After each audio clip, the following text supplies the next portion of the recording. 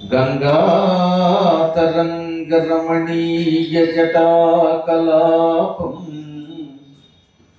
గౌరీ నిరంతర విభూషిత వామభాగం నారాయణ ప్రియమనంగమదాపహారం వారాణసీపురపతిం భజ విశ్వనాథం భజ విశ్వనాథం.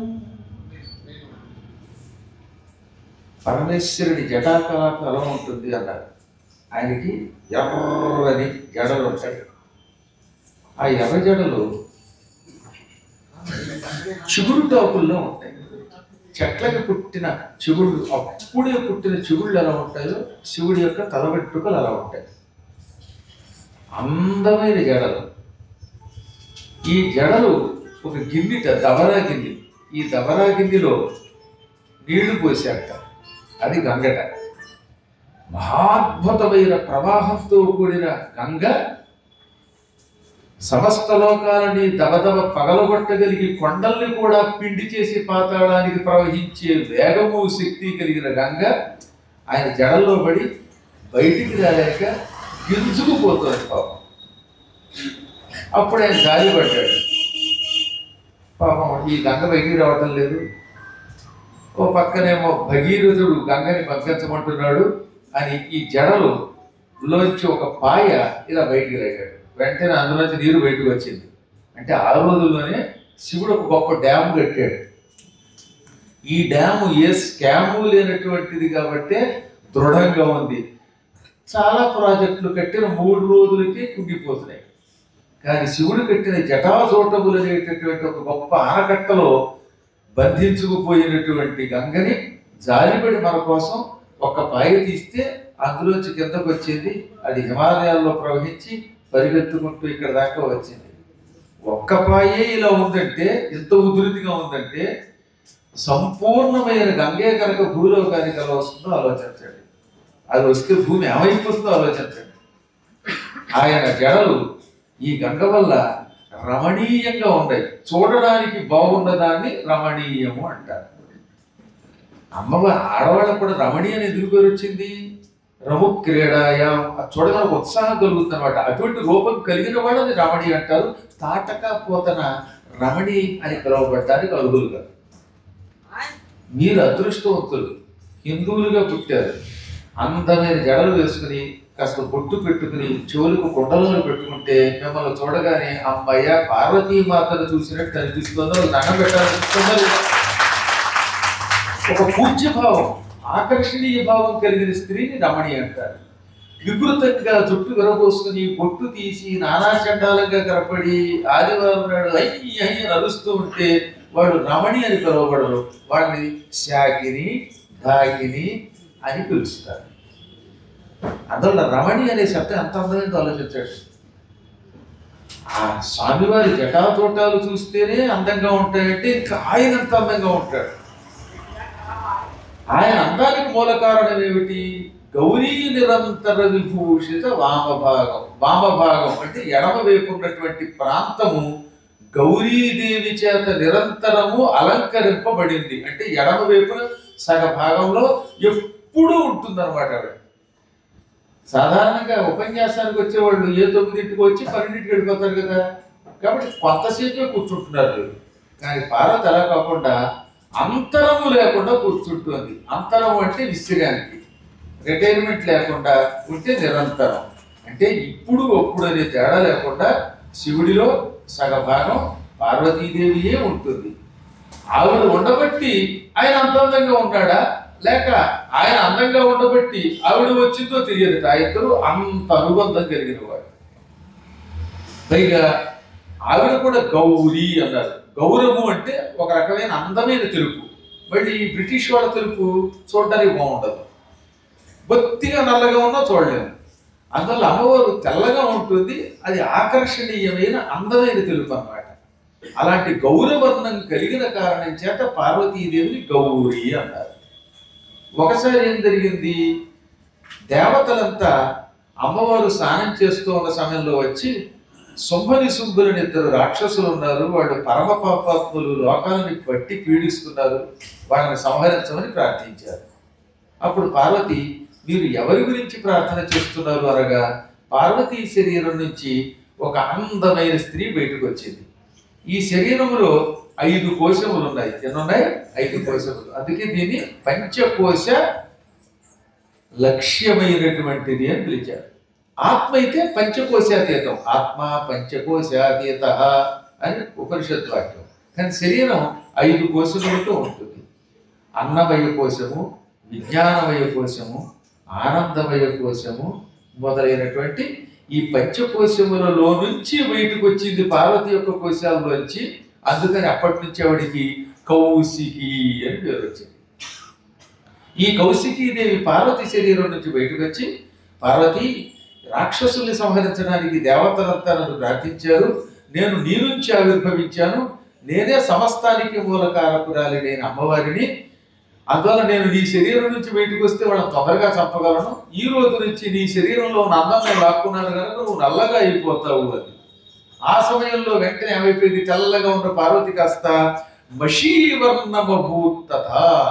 మషి అంటే శర, అది తెలుగులో మసి. మనం కూడా తెలుగు పదం సంస్కృతంతో వచ్చింది. సంస్కృతంలో మషి, తెలుగులో మసి. నల్లగా అయిపోయింది. అప్పటి నుంచి అమ్మని కాళిక, కాళరాత్రి అన్నారు. ఆ తర్వాత ఈ కౌశికి ఎలాగో శుంభని శుంభాదులను సంహరించింది. ఆ ఘట్టం అంతా ఇక్కడ మనకు అక్కర్లా. ఇప్పుడే చెప్పిన ఈ కౌశికి ఇది విఖ్యాత అనేది దుర్గా సప్తశతి లేక చండీ సప్తశతి తెలుసుకోవడం తెలుస్తుంది అనుకోండి. మార్కండేయ పురాణంలో సప్తశతిలో కాదు, ఇదేది పుక్కిట పురాణం కాదు. ఇప్పుడు అమ్మవారు నల్లగా అవగానే శివుడు వేళాపడవాడాడు. పార్వతి, పెళ్లికి ముందు ఎంతో అందంగా తెల్లగా ఉన్నావు, ఏదో పద్మాకర్ గారి తర్వాత నువ్వే కాస్త తెల్లగా ఉన్నావు అనుకుని పెళ్లి చేసుకున్నాను, నువ్వు ఇలా నల్లగా అయిపోయావు ఏమిటి అని వేళాపడవాడాడు. అయితే నా రంగుని చూచి తప్ప నన్ను చూడలేదన్నమాట. అయితే అలుగుతున్నాను అని తాత్కాలికంగా అమ్మవారు ఆయన్ని విడిచిపెట్టి వెళ్ళిపోయాడు. ఈయన కంగారు పడ్డాడు. నువ్వు వెళ్ళిపోతే నేనేం చేయలేను బాబోయ్ అన్నాడు. ఆవిడ మాట్లాడకుండా కొంతకాలం తపస్సు చేసింది. ఆమె తపస్సు చేస్తున్నంత కాలం శివుడు లోకంలో చాలా కార్యాలు చేయలేక సమాధిలో వెళ్ళిపోయాడంటే అమ్మ ఎంత గొప్పదో ఆలోచించాడు. అప్పుడు అమ్మవారు మహాతపస్సు చేసి తన శరీరపు రంగుని మళ్ళీ విరగొట్టుకుని యథాప్రకారంగా కాళిక కాస్త గౌరీ వర్ణంలోకి వచ్చింది, గౌరీగా మారింది, మళ్ళీ శివుడి శరీరంలో చేరింది. కేవలం తపస్సు చేసిన కొద్ది కాలము తప్ప మిగతా ఎల్లవేళలా గౌరీదేవి ఆయన పక్కనే ఉంటుంది. అందువల్ల గౌరీ నిరంతర విభూషిత వామభావుడు అయ్యాడు. అది ఒక లేదా అమ్మ కూడా సరదాగా, భార్య లేకపోతే భర్త ఏ పని చేయలేడు, భర్త లేకపోతే భార్య ఏ పని చేయలేదు, ఇద్దరికి పరస్పర అవినాభావ సంబంధం ఉండాలి. ఒకసారి పెళ్ళయ్యాక యావత్ జీవితం ఒకరినొకరు ప్రేమగా చూసుకోండి, మమ్మల్ని ఆదర్శంగా తీసుకోండి అని శివపార్వతులు ఆడిన ఒక గొప్ప నాటకం అది. అందుకే మీరు చూడండి, ఎప్పుడైనా మళ్ళీ వచ్చే జన్మలో మోగవాడిగా పుట్టాలని కోరుకుంటే భార్యని రోజు 3 సార్లు తిట్టమన్నారు. మీరు ఎవరికైనా భార్య మీద కోపం వస్తే తిట్టకూడదు, తిట్లు తిడితే వచ్చే జన్మలో మోగవాళ్ళు పుడతారు. నేను చెప్పింది శాస్త్ర ప్రమాణం కాకపోతే మళ్ళీ జీవితంలో పురాణం చెప్పను. నేను చెప్పిందంతా వ్యాసుడు చెప్పింది చెప్తున్నాను. భార్యామణిని ఎక్కువ సార్లు నిందించినా, ఎంత ఆగ్రహం వచ్చినా, ఒక స్థాయి దాటి తిట్టినా ఆ వ్యక్తి వచ్చే జన్మలో మోక అవుతాడు, అంటే మాట లేకుండా అయిపోతాడు. కాబట్టి మాట లేకపోయిన వాడు మళ్ళీ అందులో బయటపడడానికి పాప ప్రాయశ్చిత్తానికి సరస్వతీ కవచం చెయ్యాలి, పారాయణ చెయ్యాలి. అందుకే మానవ కథ అనే ఒక గొప్ప కథల్లో ఇది లక్ష్మీదేవి ఋషికి చెప్పిన 9 కథల్లో ఆఖరిది మాట సంపదల మూట అని కథ చదవడం జాగ్రత్తగా. కాబట్టి ఈ రోజు నుంచి భార్యాభర్తలు ఒకరి మీద ఒకరికి ఎంత కోపం వచ్చినా సరే తిట్లు తిట్టండి, కానీ తిట్లు ఔచిత్యంతో కూడినవై ఉండాలి. మా నాన్నగారు తిట్టేవారు, ఏమని, ఓరి నీ పెళ్ళ మొగుడా, ఎంత ముచ్చటగా ఉంది వాడి భార్య, వాడి ఆవిడ పీడేగా మొగుడు, అదొక అర్థం. అత్యవసరం అయితే అది కూడా పుట్టిన తిట్టుకోవడం. ఇంకా కోపం వచ్చింది అనుకోండి, నీ ఇల్లంతా బంగారంతో నింప. భార్యని భర్త గారు ఏమన్నారట, ఏమే నువ్వు అబద్ధం ఆడావు అన్నాడు. నన్ను అబద్ధం ఆడావు అని అంటావా, నేను అబద్ధం ఆడితే నా పసుపు కుంకాలు అయిపోతాయి, నువ్వు అబద్ధం ఆడితే నువ్వే పోతావు అని. అంత గొప్పది ఆలోచించండి. నేను అబద్ధం ఆడితే నా పసుపు కుంకాలే పోతాయి, నువ్వు అబద్ధం ఆడితే నువ్వే పోతావు. మొత్తం మీద ఎవరికి ఆశ పెట్టారో అడిగి పెట్టింది. ఆ తిట్టు తిట్టి అబద్ధం వాడు తెలియకుండా నోరు వల్ల పాడైపోతుంది. అంతా ఎప్పుడు కోపం వచ్చినా సరే భర్త మీద భార్యపడి కోపం వచ్చింది అనుకోండి, మా నాన్నగారు నీకు 10 ఎకరాల స్థలం రాసివ్వా అని తిట్టండి. అప్పుడు మీ నాన్నగారికి ఎకరం లేకపోయినా 10 ఎకరాలు వస్తాయి. ఇది తిట్టడం వల్లైనా ఓ 10 ఎకరాలు అల్లుడికేగా ఇచ్చేది మామగారు, శుభం. ఈ విధంగా ఉండాలి తప్ప అసభ్యంగా తిట్టుకోవడం ఎంతో ప్రమాదకరమైనది. చాలా కాలం క్రితం ఒక ఆయన ఉండేవాడు. ఆయన దుర్వాసుడు, నిత్యం పాపం. అంటే పాపం అంటే పాపం. ఆయనకి తల వెంట్రుకలు అంటే చిరాకు. అన్నంలో వెంట్రుకు వచ్చిందా భార్యను రోజు తిట్టి కొట్టేవాడు. పాప వాడు నానా భయాలు పడి వణికిపోయి అతి కష్టం మీద అన్నం వండి ప్రతినిత్యము అన్నం అంతా పరిశీలించి ఒక్క వెంట్రుక కూడా లేకుండా చూసి అప్పుడు భర్తకి వడ్డించేది. పొరపాటున అన్నంలో వెంట్రుకు వచ్చిందా కొట్టేసేవాడు, అక్కడ తిట్టేసేవాడు. ఇలా ఉండగా ఒక రోజున కర్మయోగం వల్ల అన్నంలో వెంట్రుకు వచ్చింది. ఇంకా ఈయనకి మండిపోయింది. ఇప్పుడే తీసుకొస్తున్నానంటే నీకు గుండు కొట్టేవాడిని అని గుండు కొట్టే ఆయన ఒక ఆయన బజారుకి వెళ్ళి తీసుకొచ్చాడు. నువ్వు సిద్ధంగా ఉండి మొత్తం గుండు గీకేస్తాను, మళ్ళీ నీకు తల వెంట్రుకు లేకుండా చేస్తాను. ఇవిడు వణికిపోయింది. ఎందుకంటే ఇవిడికి బాగా దుట్టు ఉండేది. ఈ దుట్టు కాస్త వాడు ఒరిగించేస్తాడు. భర్తలు ఎదిరించలేరు. ఎంత కాదనుకున్నా ఇంకా భారతీయ స్త్రీలలో ఈ పాతివ్రత్యం పూర్తిగా పోలేదు. 90% పోయినా ఇంకా 10% మిగిలింది. ఇప్పుడు ఎలాగా? ఎంతలో ఈవిడ అదృష్టం బాగుండి అన్నగారు వచ్చాడు. ఆవిడ అన్నగారు, అన్నయ్య మీ బావగారు నాకు గుండు కొట్టించడానికి బజారుకి వెళ్ళాడు, కాసేపట్లో గుండు కొట్టేమని వస్తాడు, నా తలంతా నుండగా అయిపోతుంది, ఇక నేను ఎలా బతకడం బాబోయ్ ఏడుస్తుంటే, అక్క చెల్లి మొత్తం చెల్లి నీకెందుకు, నువ్వు కంగారు పడకు అని ఈయన ఒక ప్రత్యేకమైన ఏర్పాటు చేశాడు. కాసేపటికి బావగారు వచ్చారు. రాగారు, వచ్చావా బావా, మీ చెల్లెలకి వాళ్ళు గుండు కొట్టిస్తున్నారంటే గుండు కొట్టించడానికి ముందు నీకు చిన్న పనులు దిరారా అని ఆ బయట పాడే ఉంది, దీని మీద పడుకో అని ఇద్దరు డబ్బులు వాడు పిలిచి డబ్బులు కొట్టండి అన్నాడు. ఇదేమిటన్నాడు ఆయన, ముందు దీని మీద నిన్ను పడుకోబెట్టి శ్మశానానికి తీసుకెళ్ళిన తర్వాత నువ్వు ఆ చితి మీద పడుకోబెట్టి నిప్పు పెట్టాక అప్పుడు మా చెల్లికి గుండు కొట్టించాలి కదా అన్నాడు. వీడికి మతిపోయింది. ఎందుకంటే ఆ రోజుల్లో భర్త చచ్చిపోయాకే కదా గుండు కొట్టించేవారు. అందుకని దీని మీద నువ్వు పడుకో, పాడి మీద నిన్ను శ్మశానానికి పట్టుకుపోతాం. డప్పులు వాళ్ళు కూడా వచ్చారు. ఆ డప్పులు నీకు బాగా ముప్పులు, ఇక నీ జీవితంలో ఉడకో నీ పప్పులు అనగానే అడిగిపోయి మళ్ళీ జీవితంలో ఎప్పుడు గుండు కొట్టిస్తానండి. కాబట్టి కొన్ని టెక్నిక్స్ గ్రహించి తిట్టేటప్పుడు ఈ తిట్టు మనకే వర్తిస్తుంది అని గ్రహించాలి. అలా ఉంటే పార్వతీ పరమేశ్వరులు అంటాం. కాళిదాసు రఘువంశ కావ్యంలో ప్రారంభంలోనే పార్వతీ పరమేశ్వరుల్ని వర్ణిస్తూ వాగర్థావివ సంపృక్తౌ వాగర్థ ప్రతిపత్తయే జగతః పితరౌ వందే పార్వతీ పరమేశ్వరౌ అన్నాడు. వాక్కు అర్థము ఎలా కలిసి ఉంటాయో అలాగా సంపృక్తవు కలిసి ఉన్నారట పార్వతీ పరమేశ్వరు. ఉదాహరణకి కాశీ అనగానే ప్రపంచ ప్రళయకాలంలో కూడా నాశనం కాకుండా వెలుగునది అని ఒక అర్థం. ఇందాక మీకు చెప్పాను కదా, శివ అంటే మంగళము, శంకర మంగళమును కలిగించేవాడు, నారాయణ నీరు నివాసముగా కలిగినవాడు. నార అనే శబ్దమునకు నీరు అని ఒక అర్థం. నీటిలో ఎప్పుడూ తానుంటాడు, ఆయనలో నీరు ఉంటుంది కనుక నారాయణుడు.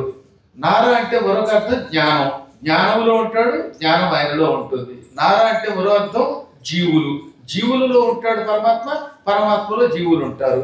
అందువల్ల నార అయన నారాయణ. ఇలా ప్రతి శబ్దములకు ఒక అర్థం ఉంటుంది. అర్థం ఉంటే శబ్దం ఉండాలి, శబ్దం ఉంటే అర్థం ఉంటుంది. ఏ భాషకైనా అంతే కదా.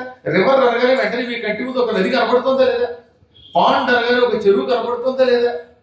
ఇలా ప్రతి శబ్దమునకు అర్థం ఉంటుంది. అర్థం ఉండాలంటే దానికి ఒక శబ్దం ఉండాలి. ఈ శబ్దము అర్థము ఎలా కలిసి ఉన్నాయో, వాక్కు అర్థము ఎలా కలిసి ఉంటాయో అలా కలిసి ఉంటారు పార్వతీ పరమేశ్వరుడు. అందుకని వాక్ అర్థ ఈ రెండు శబ్దములకి ఎలాంటి కలయిక ఉన్నదో అలాంటి కలయిక కలిగినటువంటి వాడు. అందుకే వాళ్ళని జగత్పితరులు, సమస్త లోకాలకి తల్లిదండ్రులు అన్నారు. అటువంటి పార్వతీ పరమేశ్వరుల వలె మనం నిరంతరం కలిసి ఉండాలి తప్ప తగాద పెట్టి ఉపయోగం ఏమున్నది. దాన్ని ఇతరులు ఏం చేస్తారు, వాటి భార్యాభర్తల యొక్క అనైకమత్యాన్ని ఆధారంగా చేసుకుని ఇంకా చిచ్చు పెట్టి వీళ్ళ వల్ల ప్రయోజనం పొందుతారు. అలాంటి వాడు కొంతమంది ఉన్నారు. మొగుడు పిల్లల్ని విడబెట్టి వాళ్ళ దగ్గర ఉన్న ఆస్తి అంతా లాక్కుని దాంతో పీఠాలు కట్టిన వాడు ఉన్నారు. తెలుసా మీకు? దీనికి గల మూల కారణం మీరే. చిన్న చిత్తగా తగాదా వస్తే అడ్డమైన వాడిని ఆశ్రయించకండి, మీలో మీరు పరిష్కరించుకోవాలి, పార్వతీ పరమేశ్వరుని ఆధారంగా తీసుకోవాలి. నారాయణ ప్రియుడు ఇక శివుడు అంటే, నారాయణునికి అత్యంత ప్రీతిపాత్రుడు శివుడు అనమాట. అందుకే నారాయణునికి ప్రీతిపాత్రుడైన వాడు. అనంగమదాపహారం, అనంగుడు అనగా మన్మధుడు. మన్మధుడికి పూర్వం అంగములు ఉండేవి, అవయవాలు ఉండేవి. కానీ శివుడు భస్మం చేశాక అప్పటి నుంచి భస్మైపోయిన ఆయన అవయవాలు లేకుండా అదృశ్య రూపంలో తిరిగాడు. అందుకని అనంగ అన్నారు ఆయన.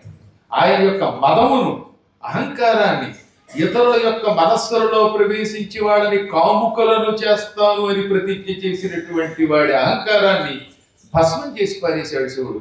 అందుకని మన్మథ గర్వం సర్వం కర్వం చేసిన వాడు శర్వుడు గనక అనంగమదాపహారుడు అన్నారు. ఇంటికి ఆయన ఎవరు? వారాణసీపురపతి. ఈ వారణాసికి ఆయనే అధిపతి. అటువంటి విశ్వనాథుణ్ణి భజ, సేవించుము. భజ అంటే సేవించుము అని అర్థం అన్నమాట. విశ్వనాథం, విశ్వనాథుని భజ, సేవించుము. ఆయన ఈ వారణాసికి మాత్రమే కాక సమస్త విశ్వములకు అధిపతి, సమస్త లోకములకు అధిపతి. విశ్వము అంటే కంటికి కనపడుతున్నా కనపడని సమస్త లోకములని అర్థం. అసలు విశ్వమే ఆయన, మళ్ళీ ఆ విశ్వములో తానుంటూ దాన్ని పరిపాలన చేస్తూ ఉంటాడు. అటువంటి విశ్వపతి గురువు రూపంలో ఉన్నాడు. అందుకే మనకి తొలి గురువు ఎవరు అంటే శివుడు. పరశురాముడు అందుకే చెప్పాడు, ఆది గురువు ఎవరు అంటే శివుడు. ప్రతిరోజు నేను ప్రార్థన చేస్తున్నాను కదా, ఏమని? వందే గురు పదద్వంద్వం అవాంగ్మానస గోచరం రక్త శుక్ల ప్రభామిశ్రం అతర్క్యం త్రైపురం మహా. గురువు పాదములు రెండింటిని నేను ధ్యానం చేస్తున్నాను, వాటికి నమస్కారం చేస్తున్నాను. ఆ పాదములు ఎటువంటివి? రక్త శుక్ల ప్రభామిశ్రం. ఒకటి ఎర్రగా ఒకటి తెల్లగా ఉంటుంది. ఎక్కడైనా గురువుగారు కాళ్ళు చూడండి, ఒకటి ఎర్రగా తెల్లగా ఉంటాయా? మరి ఎందుకు రాశారండి? వేదాల్లో రాసిన శ్లోకం ఇది. లేక ఏదో కోడు రాసిన శ్లోకం కాదు, ఇది వేద మంత్రాలలో ఒక భాగం. అంటే ఇందులోనే ఉంది అంతరార్థం. పార్వతీ పరమేశ్వరులు ఎప్పుడు కలిసి ఉంటారు. పార్వతి కాలు, ఎడం వైపునున్న కాలు ఎర్రని పారాణితో ఉంటుంది. ఆవిడ కాలు, అరికాలేమో ఎలాగో సహజంగా పద్మంలో ఎర్రగా ఉంటుంది. ఆ పై భాగం అంతా లత్తుక రసం, లాక్షారసం అంటే పారాణి పెట్టుకోవటం వల్ల ఎర్రగా ఉంటుంది. అమ్మవారి పాదం ఎరుపు, అయ్యవారి పాదం తెలుపు. అందుకని గురువు గారి పాదములు అంటే అర్థం పార్వతీ పరమేశ్వరుల పాదములు. ఈ పాదములలో ఇది ఎరుపు, అది తెలుపు. కానీ వేదం ఇంకెంత గొప్పదో చూడండి. పార్వతీ పరమేశ్వరులు కాదు, శివకేశవులు కూడా కలిసి ఉంటారు. అందుకే హరిహరులు అన్నారు వారు. నిన్న వీరంతా యమధర్మరాజు గారు ప్రతిష్ఠించిన ధర్మేశ్వర లింగం దగ్గరికి వెళ్ళారు. అక్కడ ఉన్న 108 నామాల్లో ఒకటి శ్రీకాంతాయ నమః, ఇంకోటి శ్రీకంఠాయ నమః, ఒకటేమో విష్ణువు, ఒకటి శివుడు.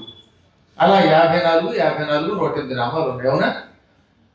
ఆ నామాలకి ప్రతీకగా శివుడు కేశవుడు చెరిసగం రూపంతో కనపడతారు. ఇప్పటికి కూడా నెల్లూరులో మనువ సిద్ధి ఆస్థాన విద్వాంసుడైన తిక్కన గారు పూజించిన హరిహర రూపం అక్కడే ఉన్నది. ఈ హరిహర అద్వైత సిద్ధాంతం కాశీఖండంలో ఉన్నది. యముడిచ్చాడు, దాన్ని తిక్కన గారు అద్భుతంగా పెంచి పోషించాడు.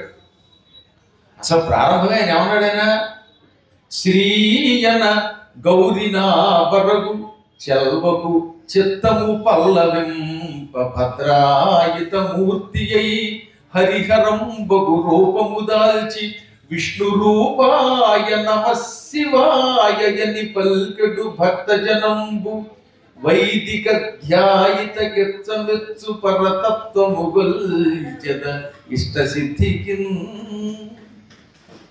విష్ణు రూపాయ నమ శివాయ, విష్ణు రూపములో ఉన్న శివుని కొరకు, శివరూపంలో ఉన్న విష్ణువు కొరకు నమస్కారము అని పలుకుతున్న భక్తులను అనుగ్రహించేవాడు శ్రీ గౌరీ అని పిలువబడే, అంటే లక్ష్మి పార్వతి అని పిలువబడే ఇద్దరు అమ్మవార్ల శక్తులకు నిలయమైనటువంటి వాడు. వేదములకు మారు రూపము అయిన హరిహరుల యొక్క అద్వైత రూపాన్ని నేను ధ్యానిస్తున్నాను అన్నాడు ఆయన. ఆ ఇద్దరు చెరిసగం ఉన్నారు. విష్ణువు ఎలా ఉంటాడు? ఈ వేపంతా నీలం అట, ఎడం వేప. విష్ణువు నీలమేఘ ఛాయ శరీరుడు. కుడివైపు ఏమో శివుడు ఉంటాడు కదా, ఆయన తెల్లగా ఉంటాడు. విష్ణు అరికాలు ఎలా ఉంటుంది? ఎర్రగా ఉంటుంది.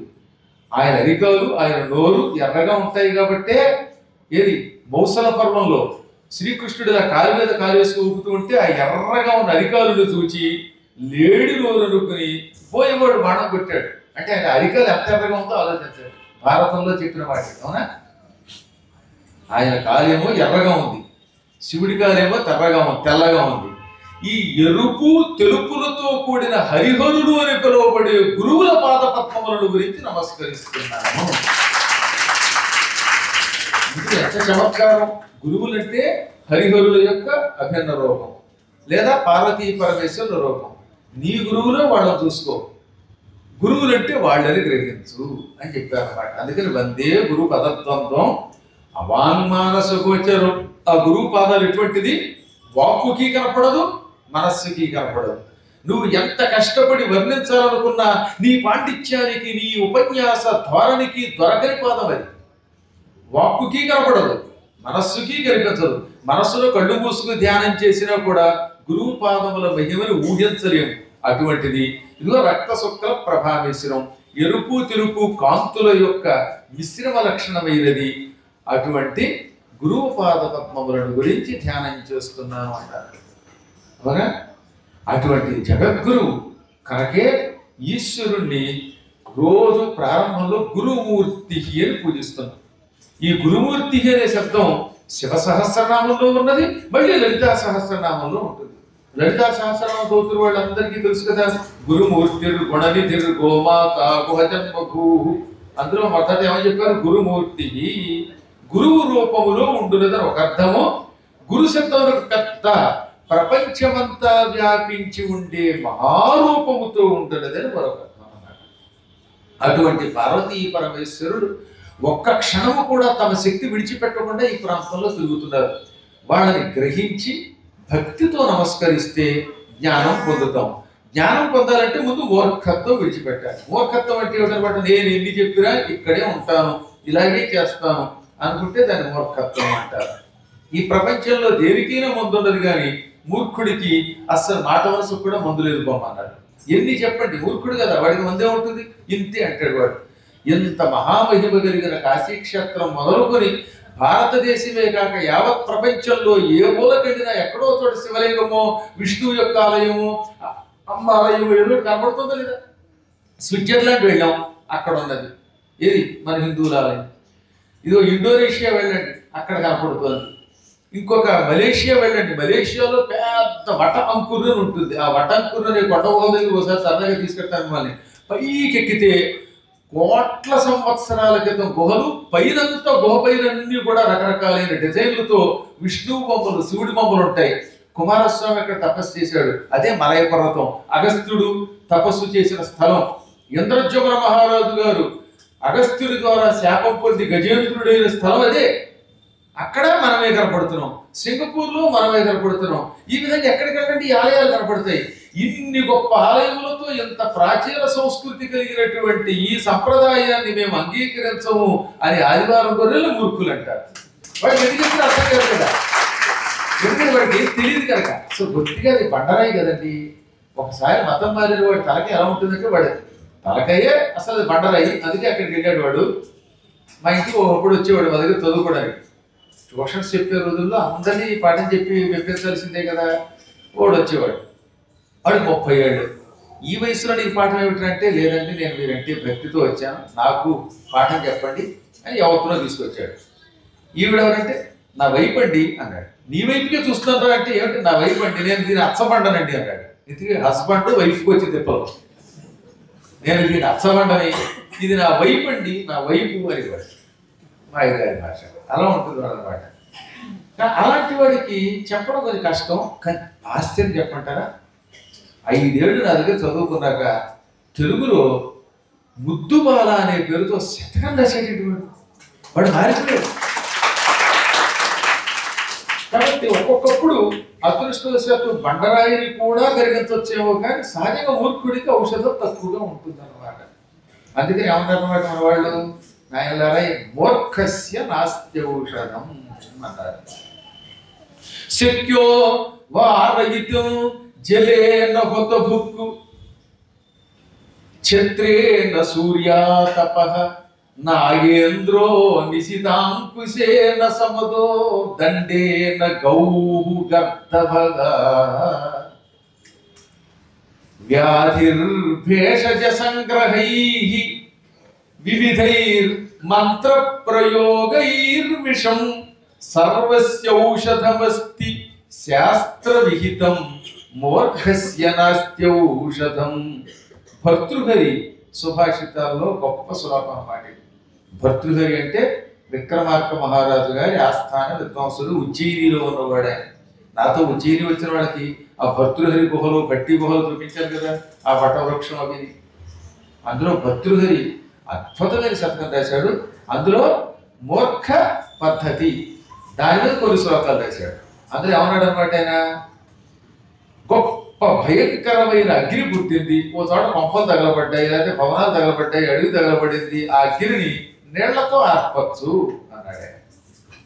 ఏమన్నాడు, నీళ్లతో శక్యో వారయితుం జలేన హుతభుక్కు. హుతభుక్కు అంటే అగ్ని, నీటి చేత చల్లార్చడం తేలిక, అగ్నిని కూడా చల్లార్చచ్చు. ఛత్రేణ సూర్యాతపః, సూర్యుడి యొక్క ఎండ నుంచి మనల్ని రక్షించుకోవాలంటే ఏం చేయాలి, గొడుగు వేసుకోవాలి. అసలు గొడుగు పూర్వం వర్షానికి వాడేవారు కాదు, ఎండకి వాడేవారు. అందుకే దాని పేరు ఆతపత్ర. ఆతపాత్, ఆతపం అంటే ఎండ, ఆతపాత్ ఎండ నుండి త్రాయతే ఇది ఆతపత్ర అని పేరు దానికి.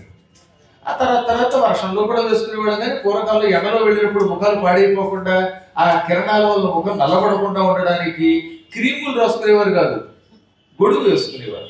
అందుకే పూర్వం మహారాజులు వెళుతుంటే గొడుగు పెట్టేవారు, పరమాత్ముడు వెళుతూ ఉంటే గొడుగు పట్టాలి. అది కూడా తెల్ల గొడుగు, తెల్ల గొడుగు అయితే మరీ మంచిది. ధర్మరాజు గారు వెళుతూ ఉంటే శ్వేతఛత్రం పట్టుకున్నారు.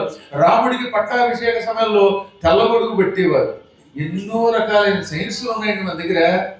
గొడుగు పట్టడం వల్ల అది గౌరవమే కాదు, డైరెక్ట్ గా సూర్యకిరణాలు ఒక్కొక్కప్పుడు మిట్ట మధ్యాహ్నం పాటు మన మీద పడితే ఈ అల్ట్రా వైలెట్ రేస్ వల్ల, అతి నీల లోహిత కిరణముల వల్ల శరీరం అనారోగ్యం పాలు కాకుండా రక్షింపబడేది శరీరం అన్నమాట. అందుకని గొడుగు వేసుకెళ్ళేవారు. ఇటువంటి గొడుగు చేత సూర్యుడి యొక్క ఎండ నుంచి మనల్ని రక్షించుకోవచ్చు. కళ్ళు తిరగకుండా ఉంటే వడదెబ్బ పట్టదు. ఇక భయంకరమైన మదపుటేరుగురు కూడా అంకుశంతో పడవచ్చు. నాగేంద్ర అంటే గజేంద్రం, నాగశబ్దములకు ఏనుగుని అర్థం ఉంటాయి. అందుకే నాగపణి అని పేరు పెడతారు మనవాళ్ళు. అంటే నాగ అంటే గజ, పణి అంటే పాము. అది నాగపణి అంటే తప్ప నాగపణి అంటే పాము అని కాదు. సంస్కృతంలో నాగశబ్దానికి ఏనుగుని కూడా అర్థం. గజేంద్ర మోక్షం అంటే తెలుస్తుంది. విఫల నాగేంద్రము పాహి పాహి అన కుయ్యాలించి సమరంభి. ఇక్కడ నాగేంద్రం అంటే గజేంద్రం అన్నమాట. అందువల్ల ఏంటంటే భయంకరమైన ఏనుగుని కూడా, మదించిన ఏనుగుని కూడా ఒక అంకుశంతో పొడిస్తే అదుపులోకి వచ్చేస్తుంది. ఇక గౌహు ఎద్దు, అచ్చోసిన ఆబోతు, గర్దభ గాడిద, వీటిని దండేన కర్రతో కొడితే ఆగిపోతాయి, కర్రతో కొడితే అదుపులోకి వస్తాయి. దండేన గౌర్ గర్దభ, కర్రతో కొట్టి వీటిని కూడా అదుపులో పెట్టచ్చు. ఇంకా వ్యాధిర్ భేషజ సంగ్రహై, భయంకరమైన రోగాన్ని మందులతో రక్షించవచ్చు. మందులు వేసుకుంటే రోగం తగ్గుతుంది. ఇంచుమించుగా చాలా రోగాలకు మందులు ఉన్నాయి. ఇక విషం తాగాం.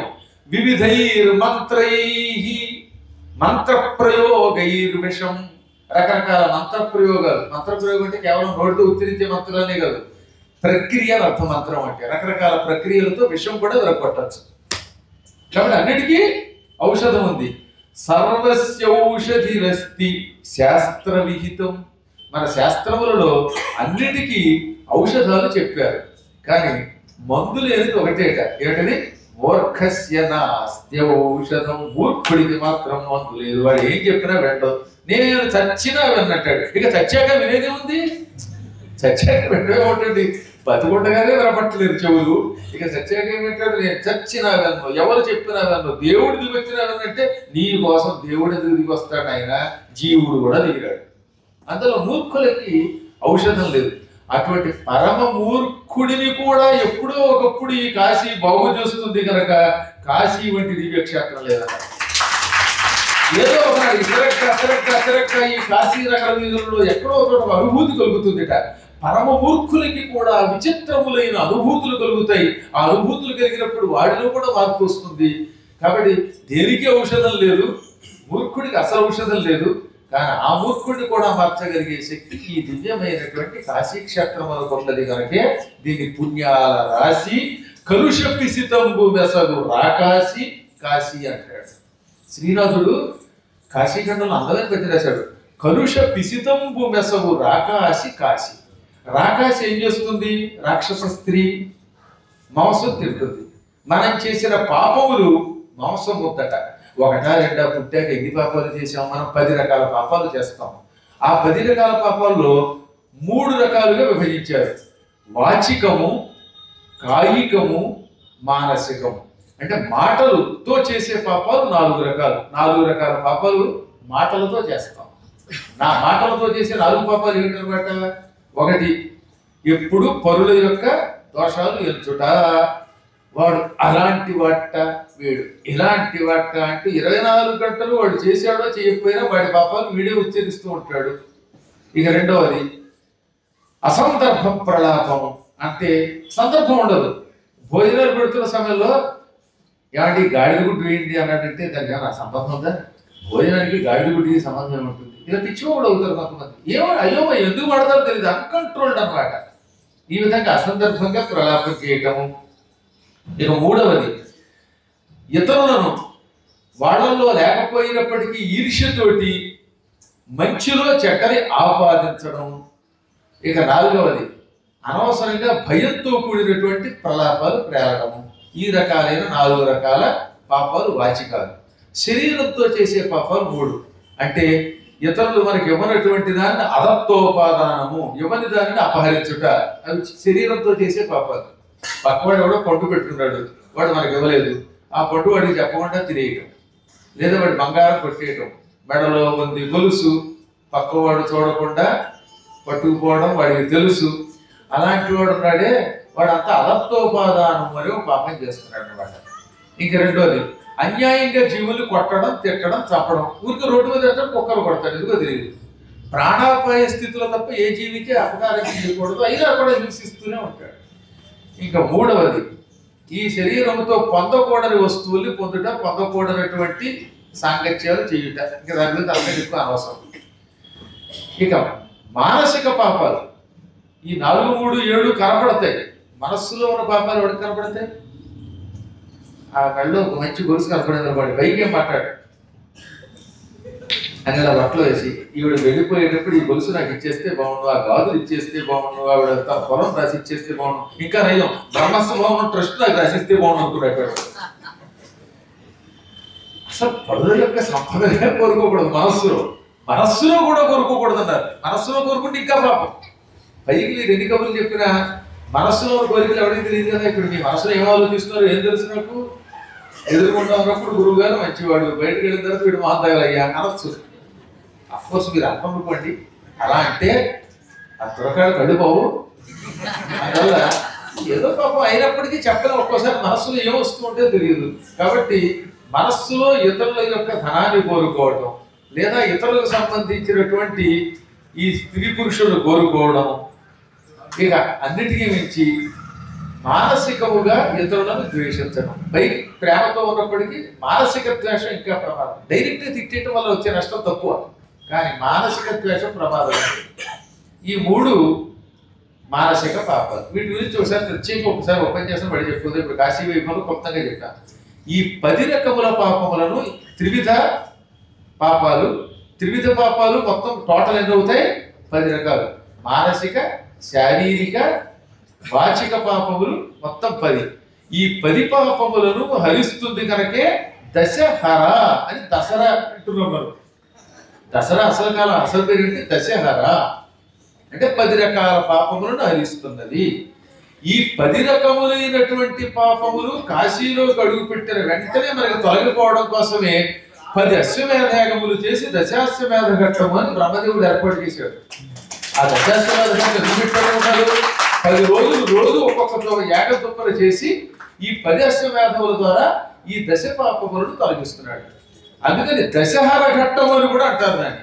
ఈ దశహర శబ్దం సంస్కృత శబ్దం క్రమంగా దసరాగా మారిపోయింది అనమాట. అందుకనే దసరాల్లో 10 రోజులు కనుక మనం అమ్మవారిని పూజిస్తే ఈ 10 పాపాలకి ప్రాయశ్చిత్తం అవుతుంది. ఈ 10 పాపాల ప్రాయశ్చిత్తం కేవలం దశాశ్వమేధ ఘట్టములకు వెళ్ళి కాసేపు శ్రద్ధతో భక్తితో కూర్చుని ఆ హారతి చూస్తేనే పోతుంది. అంటే మొత్తం కాశీ క్షేత్రాన్ని పంచక్రోశ యాత్రతో చూసిన వాడు ఎటువంటి పుణ్యం పొందుతాడో ఆలోచించాడు. అందుకని కాశీ అంత గొప్పది. ఇంటిని చెప్పొచ్చేది ఈ పాపములన్నిటినీ ఏమన్నారు? కలుషములను పిసితము మాంసం ముద్ద అన్నారు. కలుష పిసితంబు మనం చేసే ఈ పాపాలన్నీ ఓ మాంసం ముద్ద. ఈ మాంసం ముద్ద మీద ఇష్టంతో వచ్చి దీన్ని మింగే రాకాశి కాశీ అంటే అర్థం ఏంటి? ఎంత టెక్నిక్ ఎంత అలంకారంగా చెప్పారో చూడండి. మనం చేసిన పాపములన్నిటినీ మింగేసి మనల్ని పుణ్యాత్ములు చేస్తుంది కాశీ అనడానికి ఆలంకారికంగా శ్రీనాథుడు కలుష పిసితంబు మెసవు రాకాశి కాశీ అన్నాడు. రాక్షసిలేగా మారిపోతుంది పాపాలు మింగేటప్పుడు, పుణ్యాలు ఇచ్చేటప్పుడు పుణ్యాల రాశిగా మారిపోతుంది అన్నమాట. కాశీ శ్రీరాశి అని తెనాలి రామకృష్ణుడు అంటాడు. సీతాహార్య సుతాళిని వికచరాజీవంబు విశ్వేశ్వర జ్యోతిర్లింగ విశుద్ధ రత్నఖని మోక్షోపాయ ముక్తాబ్ధి వేళ తీరావని డుంఠినామక గజాలానంబు గంగామృత స్రోతో నిసృతి చంద్రగోళియన మించు కాశీ శ్రీరాశి. సీత ఆహార్యము అంటే మంచు కొండ, చల్లని కొండ. ఏమిటి? హిమాలయ పర్వతం. ఈ హిమాలయ పర్వతం యొక్క సుత ఎవరు? పార్వతి. పర్వతం యొక్క కూతురు కనుక పార్వతి. పర్వతస్య అపత్యం స్త్రీ పార్వతి. పార్వతి అనే శబ్దానికి పర్వత పుత్రిక. అందుకే అప్పుడప్పుడు మేము అవధానంలో రండి పార్వతి గారు అన్నామా పర్వతపుత్రి అన్నామంటే ఒక లావుగా ఉంది రా చెప్పకుండా చెప్పండి. ఎందుకంటే పర్వతంలో ఉందని సరదాగా. కానీ అమ్మగారు అలా ఉండదు అనుకోండి. పర్వతపుత్రి అని ఆవిడ మాత్రం అలాగా కరెక్ట్ స్తంభాలకు ఈ వదిన ఎవరు ఉన్నారు గురువుగా చక్కగా ఎంత రేవట్లే ఎంతో బాగున్నారు అలా పొగిడితే అంత ముచ్చట వస్తుందనే. అదేంటో తెలియదు. ఎంత ముసలాడైనా వీడు మహంతగలే వాడి తాత అంటే బాధ కలుగుతుంది. అదే వాడి బ్రదర్ అన్నావా ఎంత ఆనందం కలుగుతుంది తెలుసా? నేను అవధానంలో చెప్పాను సారి ఏమని? మూతి తలయును కల ధౌతమయములైన గాని దళితము దంతం వ్రాతం వైనను గాని తాతాయను మాట ఈటి తాకవును కదా. ఈ మేసాలు గడ్డాలు తల కలధౌతమయములైన గాని, కలధౌతం అంటే వెండి. వెండి అయిపోయిందంటే అర్థం ఏంటి? తెల్లబడిపోయాయి. తలంతా తెల్లబడింది, మేసాలవి తెల్లబడ్డాయి. అయినప్పటికీ దళితము దంతం వ్రాతం వైనను గాని పళ్ళన్నీ రాలి కింద పడిపోతున్నా కదిలిపోతున్నా దళిత శబ్దం వరకు కదిలిపోవుట అని అర్థం, తొలగిపోవుట నశించిపోవుట అని అర్థం. అందువల్ల దంతాలు దళితం అయిపోయినప్పటికీ తాత అన్నావా ఈటతో పొడిచినంత బాధ కలుగుతుంది. అందుకే ఈ మధ్యలో ఒక ఆవిడ వచ్చి అదేంటండి అన్నయ్య గారు అంది నన్ను. ఏది ఆవిడంత వయస్సు ఆవిడకి నేను అన్నయ్య గారు అంట. ఇప్పుడంటే ఇంకా పర్వాలేదు. 30 ఏళ్ల క్రితం మా బాలకృష్ణ గారికి బాగా తెలుసు. కేసరపల్లి మాణిక్యాలరావు గారు చట్టిబాబు గారు అనేవారు. చట్టిబాబు గారి భార్య అచ్యుతాంబ గారు ఆవిడ. ఏది నాకు అప్పటికా పెళ్లి కూడా అవ్వలేదు, నా కర్మయోగం వల్ల అప్పటికి అవ్వలేదు. ఆ టైంలో అన్నయ్య గారు అందాడు. అందరూ అలా స్టన్ అయిపోయారు. అన్నవాడికేమో మనవాళ్ళు ఉన్నారు, నేను అన్నయ్య గారు అయ్యాం, తాతయ్య గారు అనలేదు. అదో సరదా పద్ధతికి. కాబట్టి ఎప్పుడైనా సరే ఇలా ముసలాళ్ళు వచ్చినప్పుడు ఏమమ్మా చెల్లెమ్మ అన్నామంటే అంత ఆనందం కలిగిపోతుందో అదో ఆనందం. ఏది అయినప్పటికీ ఈ తాత అని పిలిస్తే మాత్రం ఈటితో పొడిచినట్టు అవుతుంది కదా అంటారట. అందులో ఎందుకు చెప్తానంటే అమ్మవారు పార్వతీదేవి పర్వతం యొక్క కూతురు కనుక ఆ పేరు పొందారు. అది కూడా మంచు పర్వతం కనుక సీతాహార్య సుత అని పిలువబడింది. ఆవిడ ఒక అళిని ఆడు తుమ్మెద. అమ్మవారు ఒక ఆడ తుమ్మెద. తుమ్మెదలు దేని మీద వాళ్తాయి? వికసించిన పద్మం మీద వాళ్తాయి. శ్రీ పరమేశ్వరుడు వికసించినటువంటి పద్మం, శివుడేమో తెల్లని తామర పువ్వు ఆయన తెల్లగా ఉంటాడు కదా, తెల్లని తామర పువ్వు, అది కూడా విచ్చుకున్న తామర పువ్వు. ఈ తామర పువ్వు మీద ఎప్పుడు పార్వతి అనే తుమ్మెద వాలుతుంది. పార్వతీదేవి తుమ్మెద, ఆయన తామర పువ్వు, ఆయన రెండింటికి అవినాభావ సంబంధం. అసలు ఎంత గొప్ప ఉపమానం ఆలోచించండి. తామర పువ్వులో తేనె ఉంటుంది, అందులో పువ్వుల యొక్క రసం ఉంటుంది, దాన్ని మకరందం అంటారు. తుమ్మెద ఎప్పుడు ఆ తేనె తాగేస్తుంది. తేనె తీగలైతే తేనె పొట్టులో పెడతాయి, కానీ తుమ్మెద అయితే అందులో వారి తేనె మాత్రమే స్వీకరిస్తుంది. తామర పువ్వుని పాడు చేయదు. ఒక్కొక్కప్పుడు లోభంతో తుమ్మెద తామర పువ్వులో ఉండిపోతుంది. పగటిపూట తుమ్మెద అందులో వాలగానే ఈ తామర పువ్వు ఇలా విచ్చుకుని ఉన్నటువంటిది విచ్చుకునే ఉంటుంది. చీకటి పడినప్పుడు ఏమవుతుంది? తామర పువ్వు ముడుచుకుపోతుంది. మీరు ఎవరైనా అలాంటివి చూసే ఉంటారు. తామర పువ్వు రాత్రిపూట ఇలాగా ముడుచుకుపోతాయి. ముడుచుకుపోయేటప్పుడు సాధారణంగా తుమ్మెదలు పారిపోతాయి, కానీ ఈవిడ మాత్రం లోపలే ఉంటుంది. ఆయన ముడుచుకుపోతాడు అంటే ఆయన హృదయంలో ఈవిడ బంధింపబడి ఉంటుంది. ఆయన హృదయం అనే పద్మంలో అలా బంధీపోతూ అవుతుంది. దీని మీద పాతకాల్లో భలే ఎన్ని చమత్కార శ్లోకాలు రాశారు, ఎన్ని విశేషాలు ఉన్నాయో. రేపేం దొరుకుతుందో మనకు తెలియదు. అయినా మనం ఏమనుకుంటాం? భవిష్యత్తు గురించి కళ్ళగంటాం. నాకు పెళ్ళి అవుతుంది, ఒక్క భార్యగా రాకపోతుందా, ఆ భార్య ఒక మేడ తేకపోతుందా, ఆ మేడ చుట్టూ 4 గోడలు ఉండకపోతాయా, ఆ తర్వాత నాకు ఉద్యోగం రాకపోతుందా, 60 ఏళ్ళు బతకపోతానా, 70 ఏళ్ళు బతకపోనా అనుకుంటాడు. కానీ నిమిషం తర్వాత ఏం దొరుకుతుందో ఎవరికి తెలియదు కదా. అలా ఒకసారి తమాషా జరిగింది. ఏమిటా తమాషా? రాత్రిర్గమిష్యతి భవిష్యతి సుప్రభాతం భాస్వానుదేశ్యతి హసిష్యతి పంకజాతం యత్థం విచిరోతయతి పద్మగతద్విరేపే హా హంత హంత నళినీం గజముజ్జగార. పాపం ఓ తుమ్మెద తామర పువ్వులో వారింది. ఆ తామర పువ్వులో ఉన్న తేనె తాగింది. లోభం అనమాట. ఎంత తాగినా తాగుపోతాడులాగా తృప్తి తీరక తామర పువ్వులో ఉండిపోయింది. ఎంతలో చీకటి పడగానే తామర పువ్వు ముడుచుకుపోయింది. ముడుచుకుపోతే ఇక తామర పువ్వులోంచి తుమ్మెద బయటికి రాలేక అందులో ఇరుక్కుపోయింది. దీనికి భయం కలిగింది. మామూలు తుమ్మెద కదా అది, అందుకని భయపడిపోయి అయ్యో ఇందులో ఇరుక్కుపోయాను, ఎరక్కుపోయి వచ్చి ఏమైపోతానో అని బాధపడుతుండగా దానికి ఆశ కలిగింది. రాత్రిర్గమిష్యతి, రాత్రి వెళ్ళిపోతుంది. భవిష్యత్తు సుప్రభాతం, మంచి ఉదయం వస్తుంది. అప్పుడు ఉదయం రాగానే ఏమవుతుంది? భాస్వాన్ ఉదేష్యతి, సూర్యుడు ఉదయిస్తాడు. అప్పుడు ఏమవుతుంది? హసిష్యతి పంకజాతం, ఈ తామర పువ్వు వికసిస్తుంది. అప్పుడు అందులోంచి నేను పారిపోతాను, ఇంకెప్పుడు జీవితంలో పొరపాటు కూడా ఈ తామర పువ్వులోకి రామరా బాబు, వచ్చిన అనుభవం చాలు అనుకుంటుంది, మొక్కుకుంటుంది పాపం. యత్థం విచింతయతి పద్మగత ద్విరేఫే, ఈ విధంగా పద్మంలో ఇరుక్కుపోయిన ద్విరేఫే తుమ్మెద చేత ఆలోచింపబడుతోంది. అంటే అర్థం ఏంటనమాట? పద్మంలో ఉన్నటువంటి తుమ్మెద ఎప్పుడు రాత్రి గడుస్తుందిరా, సుప్రభాతం అవుతుందా, అది నిజంగా నా పాలిటి మంచి ఉదయమే, సూర్యుడు ఉదయిస్తాడు, పద్మం వికసిస్తుంది, తప్పించుకుని వెళ్ళిపోదాం.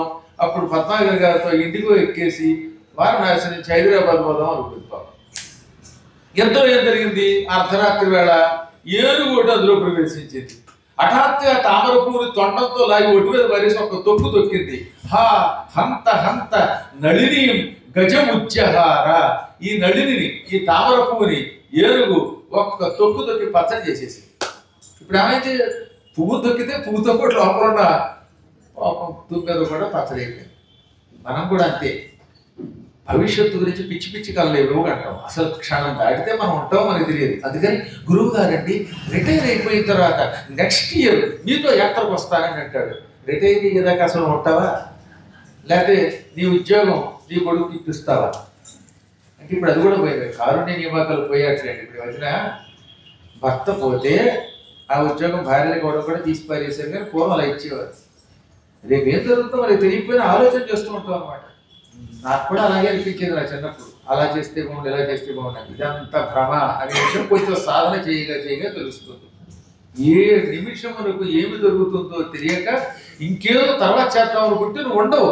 కాబట్టి శరీరములో ఓపిక ఉన్న ఈ క్షణమే, ధనమున్న ఈ క్షణమే నీదని గ్రహించి తక్షణం సమస్తం విడిచిపెట్టి పుణ్యరాశి కాశీకి రాకుండా ఎప్పుడు అవుతామంటే ప్రమాదము. ఎప్పటికప్పుడు ఎప్పుడు వీలుంటే అప్పుడు వెళ్ళొచ్చేయండి. వాయిదా వేయకండి దేనికి కూడా. ఉందిగా సెప్టెంబరు మార్చిపోయినా వాయిదా పద్ధతి దేనికైనా అనడానికి ఇక్కడ కుదరదు. మహానుభావుడు ఎంత బాగా రాశాడండి. ఈ మధ్యకాలంలో ఉన్నటువంటి గొప్ప కవుల్లో సిరివెన్నెల సీతారామ శాస్త్రి గారు లాంటి వాళ్ళు చాలా అరుదుగా ఉంటారు. అద్భుతమైన పాండిత్యం. చివరి క్షణాల్లో ఆయన నన్ను నా అవధానంలో పాల్గొన్న తర్వాత వెళ్ళిపోవడం ఒకటి కొంచెం అప్పుడప్పుడు బాధ అనిపిస్తుంది. కూడా పండితులు వెళ్ళిపోయారు కొంచెం బాధ అనిపిస్తుంది, కానీ సృష్టి రహస్యం వెళ్ళిపోక తప్పదు. చాలా మంచివాడు. ఆయన లోతులు నాకు తెలుసు. ఆయన కాలిఫోర్నియాలో మా శిష్యుడు శ్రీచరణ్ ఉన్నాడు, మీరు చూసారుగా. సంస్కృత అవధానే ప్రపంచంలో ఇవాళ సంస్కృతంలో అవధానం చేసే వాళ్ళల్లో ఇక అతనికి సాటి వచ్చేవాడు ఇంకెవరు లేరు. ఈ గురువు గారికి అసలైన శిష్యుడు అతను నేర్పిస్తాడు సంస్కృతంలో. ఆ శ్రీచరణ్ గారికి ఆయనకి బాగా స్నేహం కూడా. ఆయన ద్వారా నాకు ఆయన స్నేహం. నాకు నిజానికి ఇండియాలో ఉన్నప్పుడు కంటే అమెరికాలో ఉన్నప్పుడు ఈ శ్రీచరణ్ ఆయన సంస్కృతంలో మాట్లాడేవారు. ఓ రోజు నేను అక్కడ 40 రోజులు ఉన్నప్పుడు ఆయన మాట్లాడుతూ మీ శిష్యుడు లాంటి పండితుడు నాకు స్నేహితుడు అయ్యాడండి అన్నాడు ఆయన. సరే, ఆయన చాలా గొప్ప కవి, అందుకని చెప్తున్నాను అనమాట. శివుడి మీద ఎంత బాగా ఆది బిట్టు వాడిని ఏమి అడిగేది ఎంత బాగా రాయగలడు. సామాన్యుడికి అర్థమయ్యేలాగా ఉందిగా సెప్టెంబర్ మార్చిపోయినా రాయగలడు ఆయన. గొప్ప కవులు అటు వెళ్ళగలరు ఇటు వెళ్ళగలరు. మానసికమైన యోగి. మీకు వీలుంటే వద్దిపర్తి పద్మాకర్ గారి ఆన్లైన్ అవధానం ఒకటి ఉంటుంది. ఈ ఆన్లైన్ అవధానం వినండి. ఆ అవధానంలో నాకు గెస్ట్గా వచ్చి నాకు అవధానానికి ముందు కాసేపు సందేశం ఇచ్చారు ఆయన. అది యోగాభ్యాసంతో కూడినటువంటి గొప్ప సందేశం. వీలుంటే అందరికీ సత్సంగంలో పెట్టినాయి. వీధి తీరవలసినది. సరే, ఎందుకు చెప్తున్నానంటే వాయిదా పరీక్షలకు వేసినట్టుగా భగవత్ సేవకు వేయకూడదు. ఎందుకని ఏ క్షణంలో ఏం దొరుకుతుందో తెలియదు కనుక. అందుకే కబీర్ దాస్ ఏమన్నాడు, కాళ్ళు కరియసు ఆసుకరై ఆసుకరైతో బాబు పల్లమే పరలయ హోయగి బహురిక రోగి కప్ప అన్నాడు ఆయన. రేపు చేయవలసిన పని ఈ రోజు చేయాలి. కల్కా కామ్ ఆజ్ హీ కరో, ఆజ్ కా కామ్ అభీ కరో. ఏ పలమే అంటే ఏ క్షణమే ప్రళయ హోగా అన్నాడు ఆయన. ఒక క్షణంలో ప్రళయం వచ్చేస్తుంది, ఏం దొరుకుతుందో తెలియదు. అప్పుడు నువ్వేం చేయగలవు, చేయలేవు. కాబట్టి మంచి పనులకు వాయిదా వేయకూడదు. అసలు దేనికి వాయిదా వేయకూడదండి. నేను కారుకి ఇన్సూరెన్స్ ఇంకా 4 ఏళ్ళ కట్టేస్తాను, ఎందుకంటే ఏమో మర్చిపోతే ప్రమాదం అని. మా తమ్ముడు అంటే మరీ ఎంత చేస్తాం, 4 ఏళ్ళ ముందు కడతామంటే 4 ఏళ్ళ ముందు కడతాను కాబట్టి నేను సుఖంగా ఉంటాను. అలాగే ప్రయాణం అంటే టికెట్లు ఆన్ ది స్పాట్ రెడీ చేసుకోవాల్సిందే. ఎప్పుడో ఏడాది తర్వాత వచ్చే ప్రణాళిక ఇప్పుడు వేసేవాళ్ళు. ఇంకా ఇప్పుడు మే రాలేదు. ఏది 2025 మే రాలేదు. 2026 మే 6వ తారీఖు నుంచి జూన్ 6వ తారీఖు వరకు ద్వాదశ జ్యోతిర్లింగాల యాత్ర అంతా ప్రణాళిక ఎందుకు వేసామంటే అంత జాగ్రత్తగా వేయాలి. ఇప్పుడు మీకు అనుమానం రావచ్చు, మీరే చెప్పారు కదా రేపు ఉంటామో లేదో అని.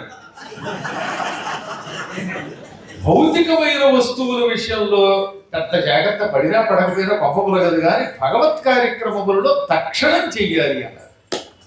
తర్వాత ఇప్పుడు నేను చెప్పిన దాన్ని దీన్ని అజ్ఞానులు ఒక రకంగా ఉపయోగించుకుంటారు. అజ్ఞానికి కూడా కట్టెలు గుర్తు చేయాలి. మళ్ళీ వెనకడ ఒక కథ ఉంది. ఒక కట్టెలు కొట్టుకునేవాడు నెత్తి మీద 3 రోజులకు కావలసిన కట్టెలు కొట్టుకుని ఆయాసపడుతూ వస్తున్నాడు. ఎంతలో ఒక సన్యాసి, సన్యాసి అనకూడదు, సన్యాసి. సన్యాసికి సన్యాసికి కింద యావత్తు తేడా, యావత్తు తేడా. అటువంటి సన్యాసి అడిగాడు, ఎలాంటిచ్చాడా, రేపు ఉంటావో లేదో నీకే తెలియదు, చస్తావు.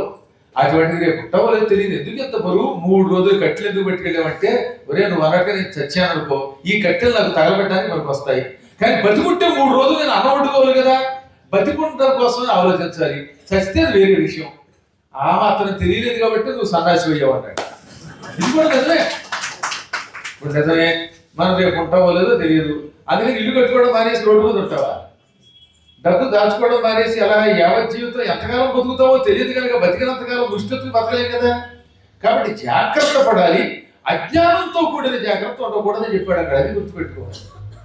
కాబట్టి కాసేపట్లో ఏమవుతుందో మొత్తం మీద పద్మం పచ్చడి అయిపోయింది, అది చచ్చిపోయింది. కానీ అమ్మవారు ఎటువంటిది, పరమేశ్వరుడు హృదయం తామర పువ్వు అయితే అందులో ఒకవేళ రాత్రి ముడుచుకుపోయినా బంధింపబడ్డానికి ఇష్టపడేటటువంటి ఆడు తుమ్మెద. ఈ తుమ్మెదకి ఎప్పటికీ పతనం లేదు.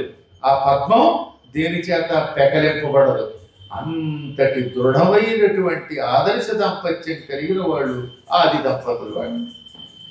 అందుకని మొదటిది ఏమన్నాడు తెనాలి రామకృష్ణుడు పాండురంగ మహాత్మ్యంలో, సీతాహార్య సుతాళిని వికచరాజీవం.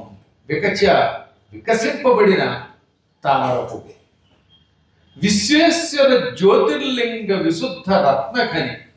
ఇది ఒక రత్నాల గని. ఈ గనిలో ఒక అమూల్యమైన రత్నం ఉన్నది. ఏమిటి అమూల్యమైన రత్నం? విశ్వేశ్వరుడు యొక్క జ్యోతిర్లింగం. మొత్తం కాశీయే నవరత్నాల గని. ఈ గనిలో ముఖ్యమైన రత్నం ఏమిటనమాట? విశ్వేశ్వర జ్యోతిర్లింగం. ఎందుకు ఈ మాట అన్నాడు అంటే, కాశీలో ఉన్న లింగాలు లెక్కలేదు. ఈ లింగాలన్నీ రత్నాలే. మార్కండేయేశ్వర లింగం, ధ్రువేశ్వర లింగం, నవగ్రహేశ్వర లింగం, ధర్మేశ్వర లింగం, దివోదాసేశ్వర లింగం, యమేశ్వర లింగం, వరుసగా ఆదిత్యేశ్వర, సోమేశ్వర, అంగారకేశ్వర, బుధేశ్వర, బృహస్పతీశ్వర, శుక్రేశ్వర, శనైశ్వరేశ్వర, రాహ్వీశ్వర, కీర్తీశ్వర లింగాలు, ఇంద్రుడు వాళ్ళైన అష్టదిక్పాలకుల చేత ప్రతిష్ఠింపబడిన అష్టదిక్పాలకుల యొక్క లింగాలు. ఇలా ఎన్ని లింగములు ఉన్నాయో, కోటాను కోట్లు నిర్బుధములు అర్బుదములు ఉన్నాయి ఇందులో. ఇన్ని లింగములు కూడా రత్నములు. ఇన్ని రత్నాల్లో ఏది అమూల్య రత్నము అంటే విశ్వేశ్వరుడు యొక్క జ్యోతిర్లింగం అనే ఒక విశుద్ధ రత్నములకు ఈ కాశీ ఒక గని. మోక్షోపాయ ముక్తాబ్ధి వేలాతీరామని. మోక్ష ఉపాయం ఒక పాల సముద్రం. మోక్షమే ఒక పాల సముద్రం. ఈ పాల సముద్రానికి గట్టు ఉండాలిగా.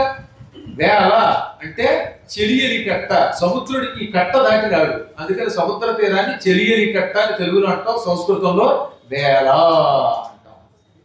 అందుకే వేలాయుధుడు అని పేరు. అసలు సంస్కృత శబ్దం అది.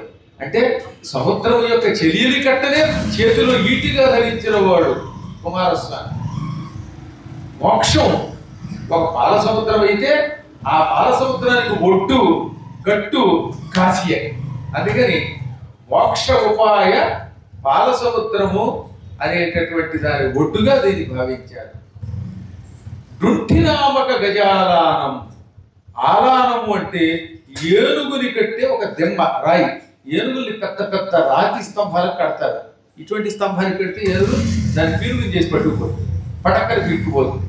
ఈ మధ్యన వాడు కూడా తెలివైన వాడు కనబట్టాడు.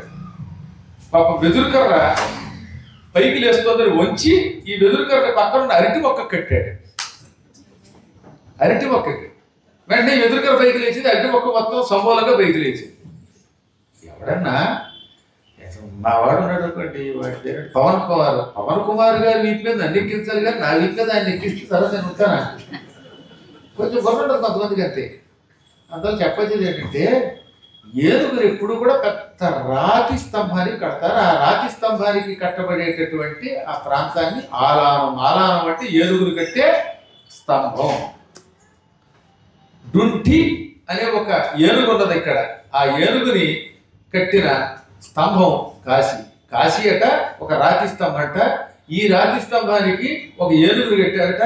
ఇంతకీ ఆ ఏనుగు ఎవరంటే గజముఖుడైన విఘ్నేశ్వరుడు. అంటే డుంటి విఘ్నేశ్వరుడు ఇక్కడ బంధింపబడ్డాడు. ఈ ఊరు వదిలి ఇంకెక్కడికి వెళ్ళడు. డుంటి విఘ్నేశ్వరుడు మాత్రమే సంపూర్ణముగా విఘ్నములను తొలగించి శుభాలను ఇస్తాడు. అటువంటి డుంటి విఘ్నేశ్వరుడిని కదలకుండా అట్టే పెట్టిన స్థలము కాశీ అనడానికి ఎంత మంచి మాట అన్నాడు. డుంటినామక గజాలానం. ఇక్కడ 54 ఉన్నారు మొత్తం విఘ్నేశ్వరుడు. ఈ 54లో అనేక రకాల విఘ్నేశ్వరులు ఉన్నారు. దుర్గా గణపతి ఉన్నాడు, చింతామణి గణపతి, డుంటి విఘ్నేశ్వరుడు. వీటిల్లో అన్నపూర్ణాలయంలో అయితే చింతాహరణ గణపతి అని ఒక ఆయన ఉంటాడు. ఆయన దగ్గరికి వెడితే మీ మనస్సులో ఉన్న చింతలన్నీ అపహరిస్తాడు, తొలగిస్తాడు. మనిషికి ఎన్ని చింతలండి? ఒక్కొక్కడికి ఒక చింత. పొద్దున్నే లేవగానే నాకు వేడి నీళ్లు దొరుకుతాయా లేదా, వేడి నీళ్లు దొరకకపోతే చన్నీళ్లతో స్నానం చేస్తే కన్నీళ్ళు వస్తాయేమో, అదో చింత. కాఫీ దొరుకుతుందా లేదా, కంగారు. కాఫీ తాగితే ఆ తర్వాత బాత్రూంలోకి వెళ్ళడానికి అవకాశం ఉంటుందా లేదా, నలుగురికి ఒక రూమ్ ఇచ్చారు, ఒకడు దూరితే ఇంకోటి రాడు, ఇదో బెంగ. ఇలా అన్నీ గంగలే కొంతమందికి. ఇది మామూలు చింత కాదు. ఇన్ని రకాలైన చింతలని తొలగించి నిశ్చింత కలిగించే మహానుభావుడు ఆయన. వీళ్ళందరిలోకి అగ్రగణ్యుడు డుంటి విఘ్నేశ్వరుడు. ఆయన ఇక్కడ కదలకుండా ఉంచబడతాడనడానికి డుంటినామక గజాలానం. గంగామృత స్రోతో నిస్సృతి చంద్రగోళి అన్నారు. గంగ అనే ఒక అమృత ప్రవాహం నిరంతరం వచ్చే చంద్ర బింబం ఇది. చంద్రుడి యొక్క బింబం నుంచి అమృత ప్రవాహం వస్తుందని చెప్పాను కదా, అమృత కిరణాలు. అలాగే కాశీ ఒక చంద్రబింబం. ఈ చంద్రబింబం నుంచి వచ్చే అమృత ప్రవాహం గంగ. అంటే నిరంతరం గంగా తీరంలో ఉండే దివ్యమైనటువంటి ప్రదేశం. గంగ అమృతం లాంటిది. గంగలో స్నానం చేస్తే నీకు సమస్త శుభాలు కలుగుతాయి. అటువంటి శ్రీ రాశి, శుభముల రాశి కాశీ. కాశీ అంటే శుభరాశి అని అర్థం అనే ఉద్దేశంలో ఇంత గొప్ప పద్యం రాశాడు. నిజంగానే గంగకి అపూర్వమైన పాపములు తొలగించే దివ్యశక్తి ఉన్నది. అంత మాత్రం చేత ఇక్కడ పాపాలు చేసినటువంటి వాళ్ళంతా మోక్షానికి వెళతారా అని మళ్ళీ ఒకప్పుడు అగస్త్యునికి అనుమానం వచ్చింది.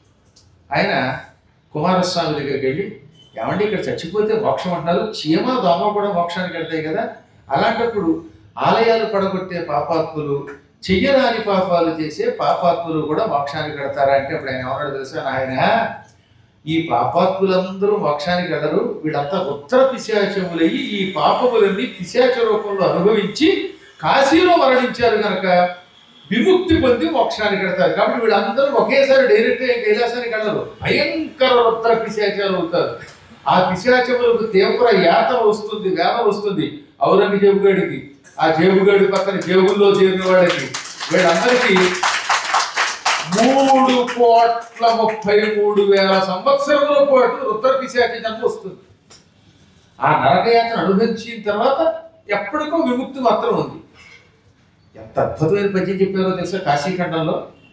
గంగలో ములిగితే మోక్షం వస్తే అందరూ ఈ బాగా ఎప్పుడో మోక్షం పొందవలసింది. కాశీ చాలా గొప్పదే, కానీ జాగ్రత్తగా ఉండి నమ్మి భక్తితో స్నానం చేస్తే మోక్షం ఇస్తుంది తప్ప అడ్డమైన వాడికి మోక్షం ఇవ్వదు. పరమ పవిత్రుడు, నాకు చాలా ఇష్టడు మా శ్రీనాథ మహాకవి. కవులు అంత అందమైన పేరు ఎవరుకుందండి, శ్రీనాథుడే. ఏకంగా అంత పూర్వం కవులకి నన్నయ్య, తిక్కన, ఎర్రన్న, పోతన్న, కత్తన్న ఇలాంటి పేర్లు ఉన్నాయి. కానీ శ్రీనాథుడికి ఒక్కడికే తెలుగు పేరు కాకుండా సంస్కృత పేరు శ్రీనాథ అంటారు. ఆయన పేరులో టీవీ. ఆయన బతికినంతకాలం మహారాజులాగే బతికాడు. ఆ కవిత్వం కూడా అద్భుతమైన కవిత్వం, విచిత్రమైన కవిత్వం, ఆశ్చర్యం కలిగించే కవిత్వం అన్నమాట. అసలు శ్రీనాథుడు రాసినట్టే శీర్షపద్యాలు ఎవరు రాశాడు? అందుకే శీర్షపద్యములకు వరవడి పెట్టిన వాడు అన్నారు. ఆయన కాశీఖండంలో ఒక అద్భుతమైన పద్యం రాశాడు. లోపాముద్ర అగస్త్యుడిని కాశీలో గంగలో మునిగితే మోక్షం అంటారు కదా, అయితే పరమ పాపాత్ముడు కూడా, నీచుడు కూడా ముక్తి పొందుతాడా అంటే అప్పుడు ఆయన సమాధానం చెప్పాడనమాట. బిసరుఖ పత్రలోచన కృపీటములందు మునింగియాడవే మొసలులు మీలు కర్కటకముల్ కమఠంబులు వాని కప్పునే అసదృశ్యమైన తీర్థఫలమట్టి విధంబు సుమీతలంప మానసమగు తీర్థమాడని జనంబులకున్ బహుబాహ్య తీర్థముల్. ఓ పద్మాక్షి, కేవలం గంగలో మునిగినంత మాత్రం చేతనే మోక్షం వచ్చేటట్లయితే ఈ ప్రపంచంలో ఎన్నో జీవులు ఈ పాటికే కైలాసానికి వెళ్ళేవి.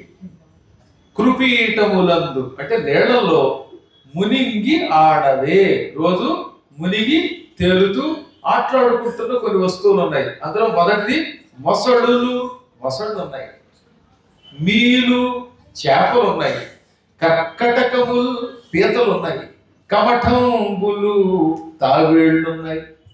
కానీ ఈ మొసళ్ళు, ఈ చేపలు, ఈ పీతలు, ఈ తావేళ్ళు ఇవన్నీ మోక్షం పొందుతున్నాయా? పొందటం లేదు. కారణం ఇది గంగా మన నివాస స్థానం అనే ఊహే తప్ప పరమ పవిత్రమైనది ఈ గంగలో స్నానం చేస్తే మనకి మోక్షం వస్తుంది, పాపాలు తొలగుతాయని ఊహ వాటి మనస్సులో రవ్వంత కూడా లేదు. కేవలం నివాస స్థానం మాత్రమే వాటికి.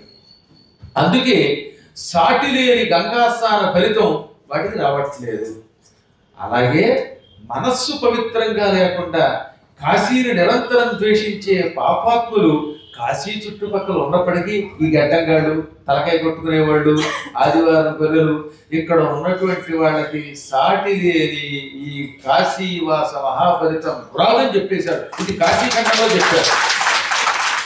వాళ్ళకి నమ్మకం ఉండాలండి. నమ్మకం లేకపోతే నేను చెప్పిన పద్యం శ్రీనాథుడు రాశాడో లేదో కాశీఖండంలో చూసుకోండి మీరు వెళ్ళి. నేను చెప్పిన ప్రతి పద్యం ప్రతి శ్లోకం అందులో ఉన్నాయో లేదో చూడండి మీరు.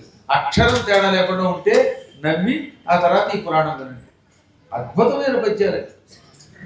మళ్ళీ ఇంకోసారి చదువుకోవాల్సిన పద్యాలు. బెసరుహ పత్రలోచన కృపీటములందు మునింగి ఆడవే మొసడులు వీలు కర్కటకముల్ కమఠంబులు బానికప్పునే అసదృశమైన తీర్థఫల వట్టి విధంపు సునీతలంప మానసముకు తీర్థమాడని జనంబులకు బహుబాహ్య తీర్థములు. మనస్సు అనే తీర్థం ఆడాలి అనగా నీ మనస్సులో పవిత్రత విశ్వాసము లేకపోతే బయట తీర్థాలు ఎన్ని స్నానములు చేసినా వాటి ఫలితం నీకు రాదు. కాబట్టి తీర్థ ఫలితం రావాలంటే నీ మనస్సులో నమ్మకం ఉండాలి, వాటి మీద విశ్వాసం ఉండాలి, శ్రద్ధ ఉండాలి, పవిత్రత ఉండాలి. అది లేకపోతే ఉపయోగం లేదు. ఇంకా ఆశ్చర్యం చెప్పమంటారా? భాగవతంలో సప్తమ స్కంధంలో ప్రహ్లాద చరిత్రలో ప్రహ్లాదుడికి ఏది మోక్షం ఇచ్చిన తర్వాత ఆయన పాతాళానికి పంపాక ఆయనకి నారదునికి సంవాదం జరుగుతుంది. ప్రహ్లాద అజిగర సంవాదం అని చాలా గొప్పది. అందులో ఏమంటాడు తెలుసా? సురాకుంభ వివాపగా అన్నాడు. పోతన గారు అనువాదం చేస్తూ నరవర మధుఘటము పెక్కు నదులుంబోలి అని అన్నాడు. ఓ చోట ఓ కొండ ఉన్నది. కొండ నిండా కళ్ళు పోసారు ఫుల్లుగా. ఈ కళ్ళు కొండ పట్టుకొచ్చి దానికి మూతి కట్టేసి దాని మీద గంగాజలం పోసి అభిషేకం చేయండి, దానికి తిరడా పెట్టేసి, లేదు ఇప్పటి భాషలో చెప్పాలంటే ఓ దిక్కుమాల సీసా తీసుకురండి, బజ్జం సీసా, ఆ సీసాను అక్కడ పెట్టండి. ఆ సీల్డ్ బాటిల్ మీద రోజు గంగాజలం తీసుకొచ్చి ముక్కోడి తీర్థాలు తీసుకొచ్చి అభిషేకం చేస్తే ఈ సీసా పవిత్రం అవుతుందా? సురాకుంభం ఇవ ఆపగాహ అంటే ఆపగాహ నదులన్నీ సురాకుంభం ఈ కల్లుకొండను ఎలా పవిత్రం చెయ్యవో మనశుద్ధి లేనటువంటి వాడు ఎన్ని నదులలో స్నానం చేసినా వాడు పవిత్రుడు. ఇప్పుడు ఈ సీసా పవిత్రం అవ్వాలంటే ఏం చేయాలి? ముందు అందులో ఉన్న బ్రాంతి అవతల పారబోయి దాన్ని కడుగు, అప్పుడు గంగాజలం అందులో పోస్తే అది పవిత్రం అవుతుంది.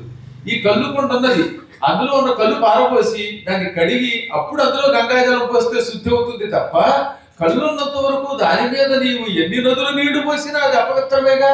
అలాగే మన శరీరం కూడా కలుషితమైన పాపిష్టి ఆలోచనలతో ఉన్నంతకాలం అటువంటి కొండే, ఇది కళ్ళు కొండే, ఇందులో ఉన్న ఆలోచనలు బయట పారబోయి, ఈ ఆలోచనలు అనే కళ్ళు పారబోయి అప్పుడు నీ శరీరం పవిత్రం అవుతుంది గంగలో ములిగితే. లేకపోతే గంగాజలం వీడిని బాగు చెయ్యదు.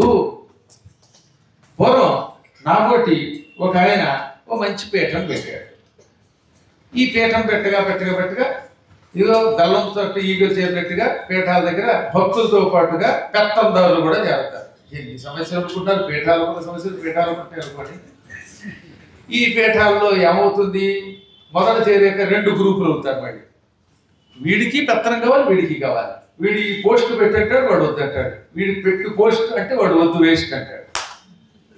ఈ సలహాలు ఎక్కువైపోతాయి. హాయిగా మా రోజుల్లో ఈ వాట్సాప్ గ్రూపులు లేని రోజుల్లో మేము ఎప్పుడో 1986 పురాణాలు చెప్పుకుంటున్న రోజుల్లో ఎంత గుడి కట్టాము. ఆ రోజుల్లో ఎవడన్నా ఒకటి అడిగామా? ఎలా కట్టామో కట్టేసాం. ఇప్పుడు ఏంటంటే వీడు సలహాలు కూడా మొదలెడతారు.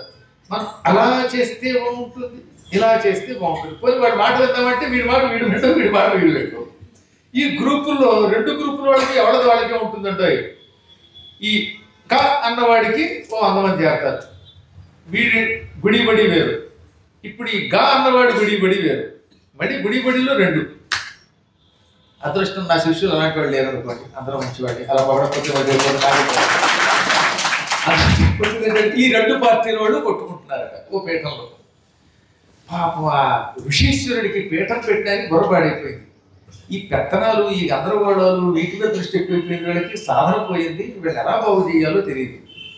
రోజు రాగానే ఏమండి వాడు వాడి పార్టీ వాడు మన పీఠం పాడు చేస్తున్నారని వీళ్ళు, కాదండి వీళ్ళు పాడు చేస్తున్నారని వీళ్ళు, ఇలా చేస్తే బాగుంటుందని వాడు, అలా చేస్తే బాగుంటుందని వాడు అంటున్నారు. పాప ఆయన అక్కడేమో అందరికీ మంచినీళ్ళ కోసం చెరువు పెడితే ఆ చెరువు కాపలా పెట్టినవాడేమో చెరువు మరి తీర్థయాత్రలు జరుగుతూ ఉంటున్నారు. కాబట్టి ఆవిడతో పడలేకపోతున్నారు, ఒకటే కంప్లైంట్ ఇస్తాడు. కాదండి నాకు చెరువు కంటే తీర్థయాత్రలే ముఖ్యం అంటే ఈవిడ వీళ్ళ మీద వాడు వాళ్ళ మీద వీళ్ళు చెప్పుకుంటున్నట్టు ఓ రోజు నేను ఏం చేశానంటే నాయనలారా క గ పార్టీలు వాళ్ళిద్దరు నాయకులు రండి అన్నాడు.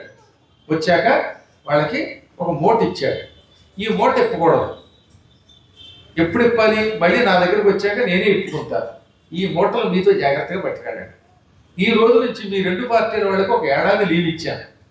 ఈ ఏడాది సెలవు పుచ్చుకొని ఈ రెండు మూటలు పట్టుకుని వెళ్ళి సంవత్సరం పాటు తీర్థయాత్ర చేయండి. సంవత్సరం అయిన తర్వాత మళ్ళీ మాఘ పూర్ణిమకి నా దగ్గరికి రండి. పంటనగానే గురువుగారు చెప్పారు కదా, మరి అంతలోపు పీఠ ఎవరు నిర్వహిస్తారు అంటే నేనే ఆన్లైన్లో నిర్వహించుకుంటాను, మీరు వెళ్ళినట్టు బాబు అన్నాడు. ఈ రెండు పార్టీల వాళ్ళు తీర్థయాత్రకు బయలుదేరారు. వాళ్ళిద్దరికి పడదు కదా, అందుకని కాశీకి బయలుదేరేటప్పుడు ఈ కా అన్నవాడు ఏం చేశాడు, విశాఖపట్నం మీదుగా కొరదా రోడ్డు మీదుగా బయలుదేరాడు. ఈ రెండో ఆయన దానాపూర్ ఎక్స్ప్రెస్ లో అయితే దానా వేసుకు బయలుదేరాడు.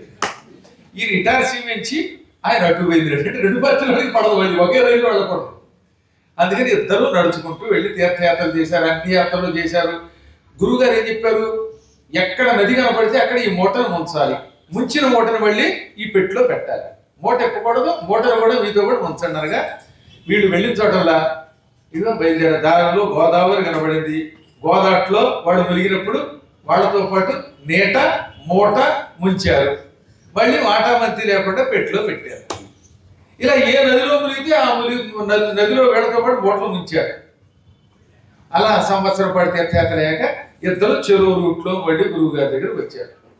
గురువు గారు మీరు చెప్పినట్టు ఈ మూటను కూడా మాతో పాటు సకల నది నదాలలో ఉంచామండి, మీ ఆజ్ఞ మేరకు మీకు అప్పగిస్తున్నామని అప్పగించారు. అయితే వార్షికోత్సవంలో మీ అందరికీ మంచి భోజనం పెడుతున్నాను, మీ రెండు పార్టీల వాళ్ళు రెండు లైన్లో కూర్చున్నారుగా, వీళ్ళు వాళ్ళు కూర్చున్నారు. గురువు గారు అందరికి భోజనం పెట్టాక ఆఖరణ ఒక ప్రత్యేకమైన పాయసం తయారు చేశాను, ఈ పాయసం తినండి అని నేనే వడ్డిస్తాను, కానీ అందరికీ వడ్డించాక ఓం నమ శివాయ అని అప్పుడు ఆ పాయసం తినాలి, అంతేగాని వడ్డించిన వాడు వడ్డించినట్టు తినకూడదు అన్నమాట. అలాగేనని అందరూ చేతులు కట్టు కూర్చున్నాక ఆఖరణ అందరికీ ఒక్కొక్క గరిటె పాయసం ఒక్కొక్క గ్లాసులో పోసాడు. అందరికీ పాయసం పోసాక అందరికీ పాయసం అందిందా? అందింది. ఓం నమ శివాయ అనండి అన్నారు. తాగండి అన్నాడు. తాగారు. తాగగానే వాళ్ళు చిన్నప్పుడు తిన్నటువంటి ఆహారంతో సరిగ్గా అంతా వాంతి అయిపోయి బేవని అరవడం మొదలెట్టారు. అప్పటిదాకా తిన్న భోజనం అంతా పోయింది. మంచి పూరీలు, అసలు పొల్లగా ఉన్న బజ్జీ పులుసు, దిక్కుమాలను బజ్జీ పులుసు పెడతారు, పులుపు చిచ్చు ఓపు పెట్టడం చేతగా పోయి నన్ను అడగచ్చుగా. అందులో మంచి ఆవగా మొక్కలు వేయాలి, ఎలా కోపు పెట్టాలో తెలియాలి. మజ్జిగ పులుసు పెట్టడం చేత కాదు, టమాటా పచ్చడి చేయడం చేత కాదు, వీడు తగిన ఉప్మా కూడా ఉడకదు, అలా చేస్తే ఎలాగా అని నేను లేదు వ్యాసుడు అన్నాడు. కాబట్టి ఇవన్నీ మొత్తం మీద జనవన్నీ బయటకు వచ్చాయి. ఏది ఈ దిక్కుమాల పాయసం తాకాలి. వాళ్ళు అడిగిపోయి గురువు గారండి ఎంతవరకు మంచి భోజనం పెట్టారు అనుకున్నాం, ఈ పాయసం ఏంటంటే ఇంత చేదుగా వాసనతో ఉన్నది, మొత్తం కడుపంతా దేవిసిందంటే కడుపు దేవిందా, మంచి రుచిగా ఉండాలి పాయసం అన్నాడు. లేదండి అన్నారు వాడు. అలాగా, ఇంతకీ నేను మీకు పెట్టిన పాయసం ఏమిటో తెలుసా అంటే మాకేం తెలుసు గురువు గారు, నీ లీలలో మీకే తెలియాలి అన్నారు. నాయనలారా వెళ్ళేటప్పుడు మీకు కాకరకాయ గింజల్ని మూట కట్టించాను. ఈ వీడు ఆహా అంటాడు, వాడికి అర్థమైంది. ఆ పక్కన ఆగబోతూ ఆహా అంటాడు, వాడు ఏదో తెలుగు వాళ్ళేక ఆహా ఓహో, అసలు అర్థమైన వాళ్ళు ఎవడు మాట్లాడాడు. ఈ కాకరకాయ గింజల మూటలు మీకు ఇచ్చి నదిలో మీతో పాటు ముంచమన్నాను. మీరు అన్ని నదుల్లో ముంచారు, గంగలో, కృష్ణానదిలో, కాశీగంగలో, పైగా ఇలా సరయు నదిలో ఉంచారు కదా. ఇన్ని నదుల్లో మునిగిన తర్వాత ఈ కాకరకాయ గింజలన్నీ కూడా మధురమైన జీడిపప్పులుగాను లేకపోతే పళ్ళుగాను మారిపోయాయి అనుకున్నాను. ఆహారంలో రుచి లేదా, మార్పు లేదా అంటే గురుగారు గురుగాని మరీ పిచ్చిగా మాట్లాడుతున్నారు. ఇది ఈ మాట తీసారక్క, ఈ పిచ్చో వెగురో తెలియట్లేదు, ఈ మధ్య రిటైర్ అయిపోయినట్టున్నారు భయ్యా, అందుకే ఇలా మాట్లాడతారు. కాకరకాయ గింజల్ని ఎన్ని నదుల్లో ముంచితే మాత్రం చేదుపోతుందా, పైగా ముంచగా ఉబ్బిపోయి కుళ్ళు వాసన వచ్చింది. ఆ కుళ్ళు వాసన వచ్చిన చేదుతో కూడినటువంటి గింజలతో మాకు పాయసం చేసి పెడితే కడుపు తెక్కదా, ఇంకా నయ్యం బతికం అన్నారు వాడు. ఇప్పుడు అర్థమైందా ఆయన, కాకరకాయ గింజలు ఎన్ని నదులలో వచ్చినా వాటి చేదు పోదు సరిగదా, ఉబ్బిపోయి కుళ్ళిపోయి నానిపోయి దుర్వాసన వచ్చింది. మీరు కూడా అలా కాకరకాయ గింజల లాంటి ఆలోచనలతో నదులలో స్నానం చేసినంత మాత్రం చేత మీ శరీరాల్లో మనస్సులో మార్పు వస్తుందో లేదో ఆలోచిస్తున్నాను. ఇప్పుడు మీకు ఆ కాకరకాయ గింజలకి తేడా ఉంది. అవంటే జడ పదార్థాలు, మీకు ఆలోచన ఉన్నది చైతన్య పదార్థాలు. నాలాంటి గురువు దగ్గరకు వచ్చి ఐకమత్యంతో ఉండి అర్చనలు చేసి సాధన చేసి తరించండి అంటే 2 పార్టీలు పెట్టుకుని కొట్టుకుంటారా? వర్గాల యొక్క పోర, ఆధిపత్యం మీద పోర, పెత్తనం మీద ఆలోచన. ఈ పెత్తనం మీద ఆలోచన వల్ల మీ శరీరాలు పాడైపోయాయి. అందులో మీరు గంగలో మునిగినా ఉపయోగం లేదు, లేక పాల సముద్రంలో మునిగినా ఉపయోగం లేదు, కైలాసానికి వెళ్ళినా వైకుంఠానికి వెళ్ళినా ఉపయోగం లేదు. ముందు కలుషితమైన మీ ఆలోచనలనే కాకరకాయ కింద బయట పెట్టండి, అప్పుడు బాగుపడతారని. కానీ గురువు గారు ఇప్పుడు అర్థమైంది ఎందుకు తీర్థయాత్రకు పంపారో. ఇక మీదట మేము కొట్టుకోం, ఐకమత్యంతో ఉంటాం, పరమాత్మని భక్తితో పూజిస్తాం మాట్లాడారు. కాబట్టి కేవలం గంగలో మునగడం కాదు పరిష్కారం. గంగలో మునిగే ముందు హృదయం పరమ పవిత్రంగా ఉండాలి. మంచంగాతో కఠౌతీమే గంగా. ఎంత గొప్ప అద్భుతమైన సామెత ఇది. మనస్సు పవిత్రంగా ఉంటే మన కమండలంలో ఉన్న నీళ్లలోనే గంగ వస్తుంది. క్లుప్తంగా చెప్పేస్తుంది ఒక కథ. పూర్వం రవిదాసు అని ఒక ఆయన ఉండేవాడు ఈ గంగా తీరం. ఇప్పుడు మనం దీనదయాళ ఉపాధ్యాయ జంక్షన్గా గీడి ఉపాధ్యాయ జంక్షన్ ఆ ప్రాంతంలో ఉండేవాడు. ఇదంతా ఒకప్పుడు కాశీ పంచక్రోశుల్లోనే ఉండేది. ఆ తర్వాత మొఘల్స్ కాలంలో ఆ ప్రాంతాన్ని పడగొట్టేసి మొఘల్సరాయ్ అని పేరు పెట్టేదని. ఇది ఎంతో కష్టపడి ఒకనొకప్పుడు మహానుభావుడు ఢిల్లీని పరిపాలించిన పృథ్వీరాజు కట్టించిన సత్రానికి మొఘల్సరాయ్ అని పేరు పెట్టారు. అది పృథ్వీరాజు గారు కట్టించింది. ఆ తర్వాత యోగి గారు వచ్చాక, అక్కడ నరేంద్రుడు ఇక్కడ యోగేంద్రుడు వచ్చాక ఆ దిక్కుమాల మొఘల్సరాయ్ పేరు చేసి టీడీ ఉపాధ్యాయ దేవరయ్యాడు. ఆయన అక్కడ చంపేశారు చాలా కాలం క్రితం. ఆయన అక్కడ చంపేస్తే నెహ్రూ గారు చంపిన వాళ్ళకి అవార్డు ఇచ్చాడు. వీళ్ళు వచ్చాక అవార్డు తీసి ఇక్కడ ఆయనకి మళ్ళీ ఇవ్వవలసినటువంటి గౌరవం ఇచ్చారు. ఎందుకు చెప్పొచ్చేది అంటే అక్కడ రవిదాసు అని ఒక చర్మకారుడు ఉండేవాడు. అంటే చెప్పులు కుట్టుకునే ఆయన చర్మకారుడు. చర్మాలు తీసుకొచ్చి వాటితో చెప్పులు కుట్టుకునేవాడు. ఇలా ఉండగా ఒకసారి శివరాత్రి వచ్చింది. కాశీలో శివరాత్రి అంటే ఎటువంటిది? జన్మానికో శివరాత్రి. కాశీలో వచ్చి గంగా స్నానం చేసి శివుడి దర్శనం కోసం ఆ రోజుల్లో ఏ మూల నుంచైనా వచ్చేవారు. ఒక ఆయన ఉజ్జయిని నుంచి కాశీకి బయలుదేరాడు. అవంతిపుర నివాసి. ఆ అవంతిపుర నివాసిగా చాలా గొప్ప పండితుడు, చదువుకున్నవాడు, జ్ఞాని. తీరా ఆయన ఈ రవిదాసు ఉన్న ప్రాంతానికి రాగానే ఆయన చెప్పు తెగిపోయింది. చెప్పు తెగిపోయిందని బాధపడడం కంటే చెప్పు కుట్టేవాడు ఎదురుగుండా ఉన్నాడని సంతోషించాడు ఆయన. కష్టం రావడం కంటే కష్టం తీర్చేవాడు ఎదురుగుండా ఉండే అదృష్టం కదా. మాకు అలా జరిగింది.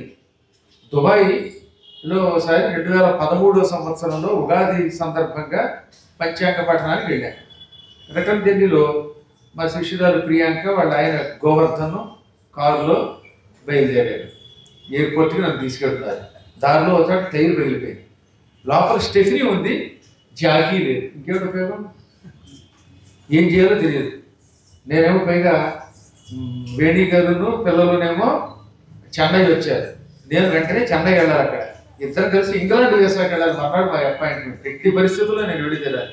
అదేమో వెళ్ళిపోతే ఆ రోజులు ఇంత ఫ్రీక్వెంట్ ఫ్లైట్స్ లేవు. ఓం నమ శివాయ అనుకుంటూ ఉంటే మంచి అరబ్బు, తెల్లగా అరబ్బు, తెల్ల బట్టలు కట్టుకున్న వాడు వచ్చాడు. పచ్చి దొరక అరబ్బ వీళ్ళకంటే చాలా నయ్యి.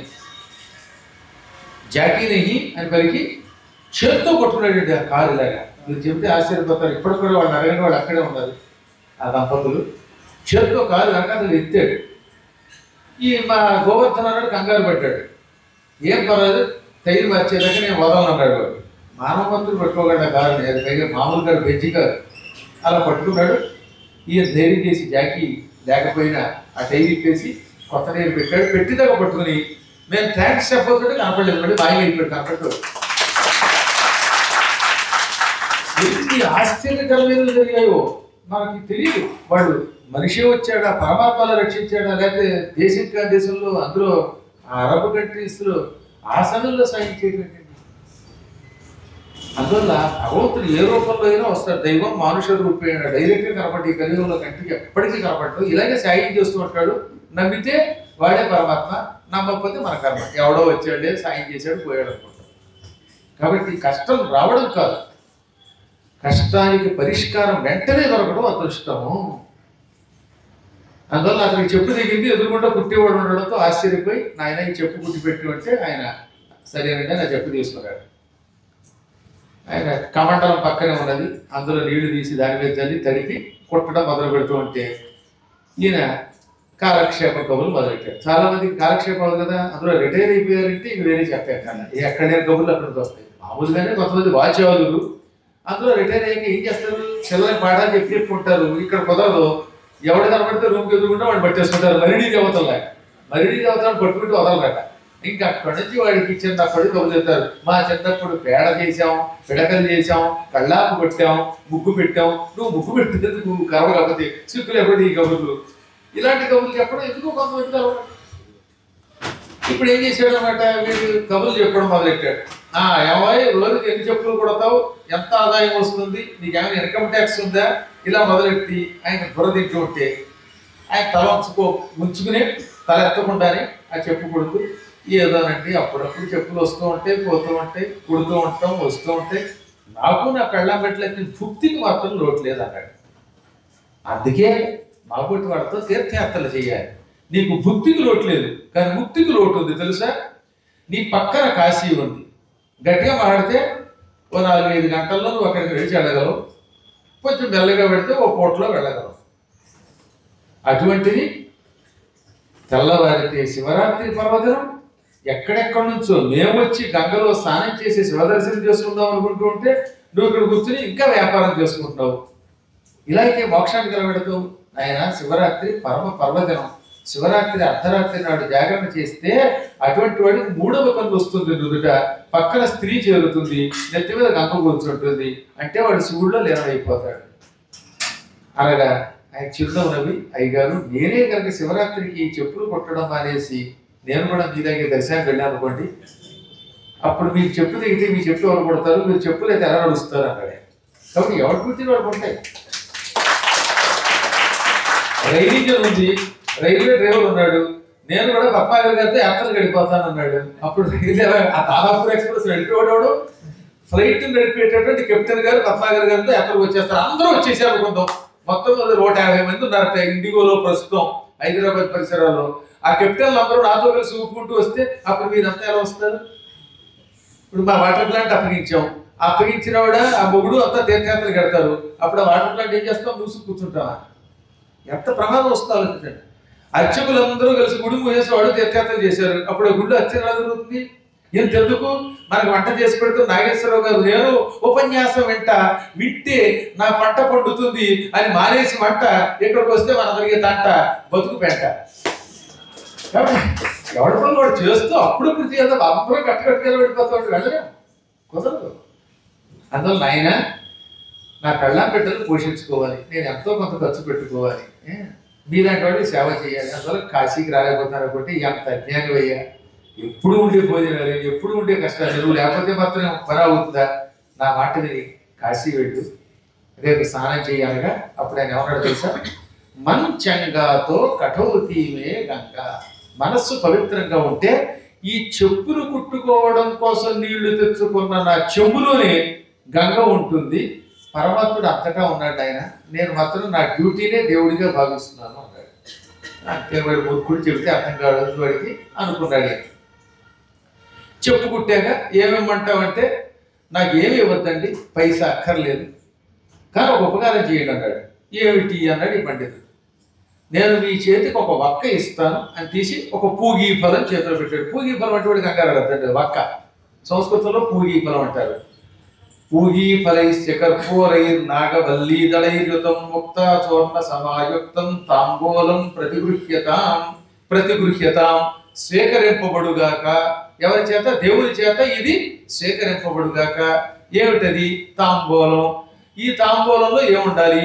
పూగీ ఫల సమాయుక్తం. పూగీ ఫలం అంటే వక్కలు, పోక చెక్కలు, వక్కలు ఇందులో ఉండాలి. నాగవల్లి దళయుతం. నాగవల్లి దళం అంటే తమలపాకు. తమలపాకు చూడటానికి పాము పడగలో ఉంటుంది కదా, అందుకని నాగవల్లి దళం అంటారు. ఈ నాగవల్లి దళములతో కూడినది. ముక్తా చోట్ల సమాయుక్తం. పూర్వం ముత్యములు, మంచి ముత్యములు కాల్చి బూడిద చేసేవారు. ఆ ముత్యాల భస్మంతో కూడినది.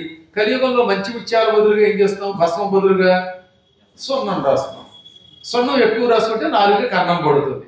కొంచెం తిన్నగా రాసుకుంటే కొద్దిగా రాసుకోవాలి. ఈ వీటితో కూడిన తాంబూలం స్వీకరింపబడుగాక. ఆ తాంబూలంలో వేసి ఒక వక్క తీసాడు ఆయన. ఈ వక్క నీ చేతిలో పెడుతున్నా.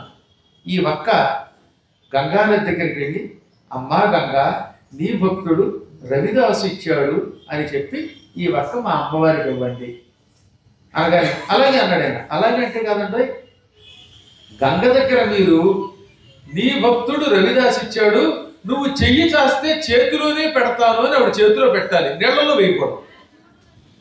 మీరు నీళ్లలో విసిరియకూడదు, ఆ పువ్వు విసిరినట్టు లేదా మనవాడు పసుపు మొక్కలు వేసినట్టు వేయడం కాదు. ఆవిడ చెయ్యి చాస్తే చేతిలో పెట్టాలి. కానీ ఈ ఎగాదిగా చూశాడు.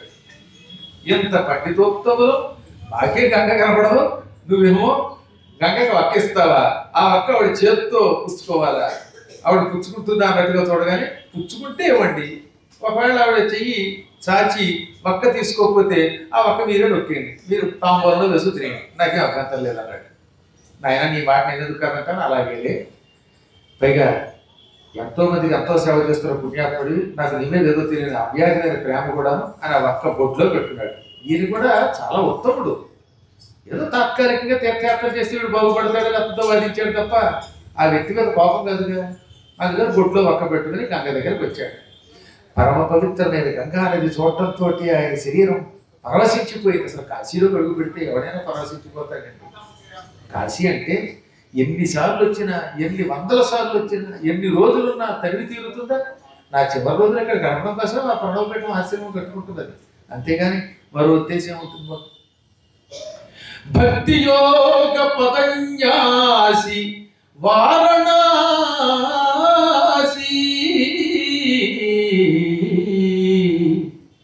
భవదురిత శాస్త్రవ ఖరాసి వారణాసి స్వర్ణదీ తట సంభాసి వారణాసి పవన క్షేత్రములవాసి వారణాసి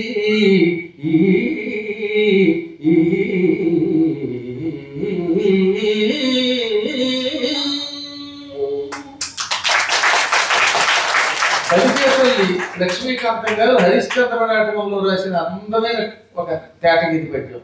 కాశీ అంతా ఒక చిన్న నాటకం చెప్పాడు. బలిజేపల్లి లక్ష్మీకాంతం గారు చాలా గొప్పవాడు, సంఘ సంస్కర్త. హరిశ్చంద్ర నాటకం చాలా బాగా రాశాడు. ఆ రోజుల్లో కాళ్ళకూరి నారాయణరావు గారు, బలిజేపల్లి లక్ష్మీకాంతం గారు నాటకాల్లో తెలుగు వాళ్ళకి సుప్రసిద్ధులు అన్నమాట. అందులో బలిజేపల్లి వారిదేమో సత్య హరిశ్చంద్ర, కాళ్ళకూరి వారు పద్మవ్యూహం, చింతామణి, ఈ రెండు నాటకాలు, వరవిక్రయం, అద్భుతమైన నాటకాలు, గొప్ప గొప్ప నాటకాలు. చదవాలి, చదివితే భాష కూడా వస్తుంది. భక్తి అనేది ఒక యోగం అయితే ఆ భక్తి యోగం తన పాదం ఉంచిన దివ్యస్థలం కాశీ. అంటే కాశీలో భక్తి ఎప్పుడు 4 పాదాల నడుస్తుంది. పుట్టాక ఎన్నో పాపాలు చేశాం మనం. ఈ పాపములు అనేటటువంటి శత్రువులని పట్ట పట్ట నరికే పదునైన కత్తి వారణాసి. అసి అంటే కత్తి, ఖరాసి పదునైన కత్తి, తీవ్రమైన కత్తి వారణాసి. ఈ కత్తి దేన్ని నరుగుతుంది? మనం చేసిన పాపములని తీగలని నరికేస్తుంది, శత్రువుల్ని నరుగుతుంది. స్వర్ణది అంటే ఆకాశగంగ, దేవనది. దేవనది తీరంలో ఉన్న పవిత్ర పట్టణం వారణాసి. పవిత్ర క్షేత్రములలో ప్రసిద్ధికెక్కినటువంటి క్షేత్రం వారణాసి. ఆ వారణాసికి రాగానే భక్తితో శ్రద్ధలతో గంగా నదిలో సంకల్పం చెప్పుకుని స్నానం చేశాడు. రుడ్డి విఘ్నేశ్వరుణ్ణి, అన్నపూర్ణ మాతని, శనైశ్వరుణ్ణి, దండపాణిని, కాశీ విశాలాక్షిని, విశ్వనాథుణ్ణి, కాలభైరవుణ్ణి, బిందు మాధవుణ్ణి, ఇలా అందరినీ క్రమంలో చూశాడు. నవగ్రహేశ్వర లింగాలను చూశాడు. దిక్పాలకుల చేత ప్రతిష్ఠింపబడిన లింగాన్ని చూశాడు. మీరు చూసారు లేదా, అన్నపూర్ణాలయంలో శివరాత్రీశ్వర లింగం ఉంటుంది, పెద్ద లింగం. అక్కడ సెక్యూరిటీ వాడు కాపలాగా వస్తూ ఉంటారు. ఇది యంత్రేశ్వరుడికి వెనక వైపు ఉంటుంది అనమాట. అది శివరాత్రి నాడు శివుడు తనంత తాను లింగ రూపంలో ఆవిర్భవించిన లింగం, పెద్ద లింగం, అత్యంత ప్రాచీనమైన లింగం. ఆ లింగాన్ని మా చిన్నప్పుడు ఎన్నోసార్లు అభిషేకం చేసుకున్నాం. అటువంటి శివరాత్రీశ్వర లింగం లోపల శ్రీచక్ర యంత్రం వంటి యంత్రములతో కూడిన అన్నపూర్ణాలయంలో ఉన్న యంత్రేశ్వర లింగం, ఇవన్నీ ఒకదాని మించిన ఒకటి. ఇక్కడ అసలు అణువణువు కూడా లింగ స్వరూపాలు. అటువంటి లింగములన్నీ చూచి ఆ కర్ణ విశ్వేశ్వరుని మళ్ళీ మళ్ళీ పూజించి ఈ కట్టుకున్న మడి వస్త్రం అలా ఆరైపోతూ ఉంటే ఆ రొంటిలో ముడి వేసుకున్న వక్క కనపడింది. అయ్యయ్యో, స్నానం చేసినప్పుడు అందులో వేయలేదు, ఈ వక్క దీంట్లో మూట కట్టాను, పాపం పరమభక్తుడు నాకు చెప్పు కుట్టి పెట్టి ₹1 కూడా తీసుకోకుండా మాత్రం పుణ్యాత్ముడు రవిదాస్ ఇచ్చాడు అని ఈ వక్క గంగానది దగ్గరికి తీసుకొచ్చాడు. అంటే ఎంత సిన్సియర్గా ఉండేవారో చూడండి ఆ రోజుల్లో. అప్పుడు అక్కడికి వచ్చి, అమ్మా గంగామాత, నీ భక్తుడు రవిదాస్ ఇచ్చిన వక్క స్వీకరిస్తావా అని అడిగాడు. ఆవిడ స్వీకరించదులే, ఒకవేళ స్వీకరించకపోతే నేనేం తింటాను ఈ వక్కని, అమ్మలో విసిరేద్దాం గంగలో కనుక చేత్తో పట్టుకుని చూశాడు. అమ్మా గంగా తీసుకో అనే లోపు ఆ గంగా నదిలోంచి ధగధగలాడుతూ ఒక చేయి పైకి వచ్చింది. ఆ చేతికి అన్ని బంగారు కంకణాలే. ఆ కంకణాలతో ఉన్న చేయి వదలడు మతిపోయి. మీరంటే ఆనందంతో చప్పట్లు పెట్టారు కానీ వాడు చప్పట్లు నోరు వడబెట్టి విడిపోయాడు, నిశ్చేష్టుడైపోయాడు, చేష్టలుడిగిపోయాడు. ఆ తర్వాత ఆవిడ ఈయన స్తంభించిపోయాడు, కదలట్లేదు అనుకుని చెయ్యి ఊపింది మాట్లాడకుండా. అంటే తే పక్క ఈయన జాగ్రత్తగా పక్క అందులో పెట్టాడు. ఇప్పుడు ఆయనకు అర్థమైంది రవిదాస్ అంటే ఏమిటో. ఏం మాట్లాడకుండా అలా ఉండేలోపు ఆ చెయ్యి నీటిలో గెలిపోయింది. ఈసారి మళ్ళీ రెండో చెయ్యి బయటకు వచ్చింది. అందులో అపూర్వమైన ఒక కంకణం ఉండేది, నవరత్నములు తాపడము చెయ్యబడిన కంకణం, నవరత్న స్థగితమైన సువర్ణ కంకణం అందులో బయటకు వచ్చింది. ఆ కంకణం ఇలా మళ్ళీ చెయ్యి చాపి ఇతని చేతిలో పెట్టి, నాయన ఈ కంకణం మీ అమ్మ గంగ ఇచ్చింది అని రవిదాసుకి నా కానుక ఇయ్యి అని మాటలు అనబడ్డాయి.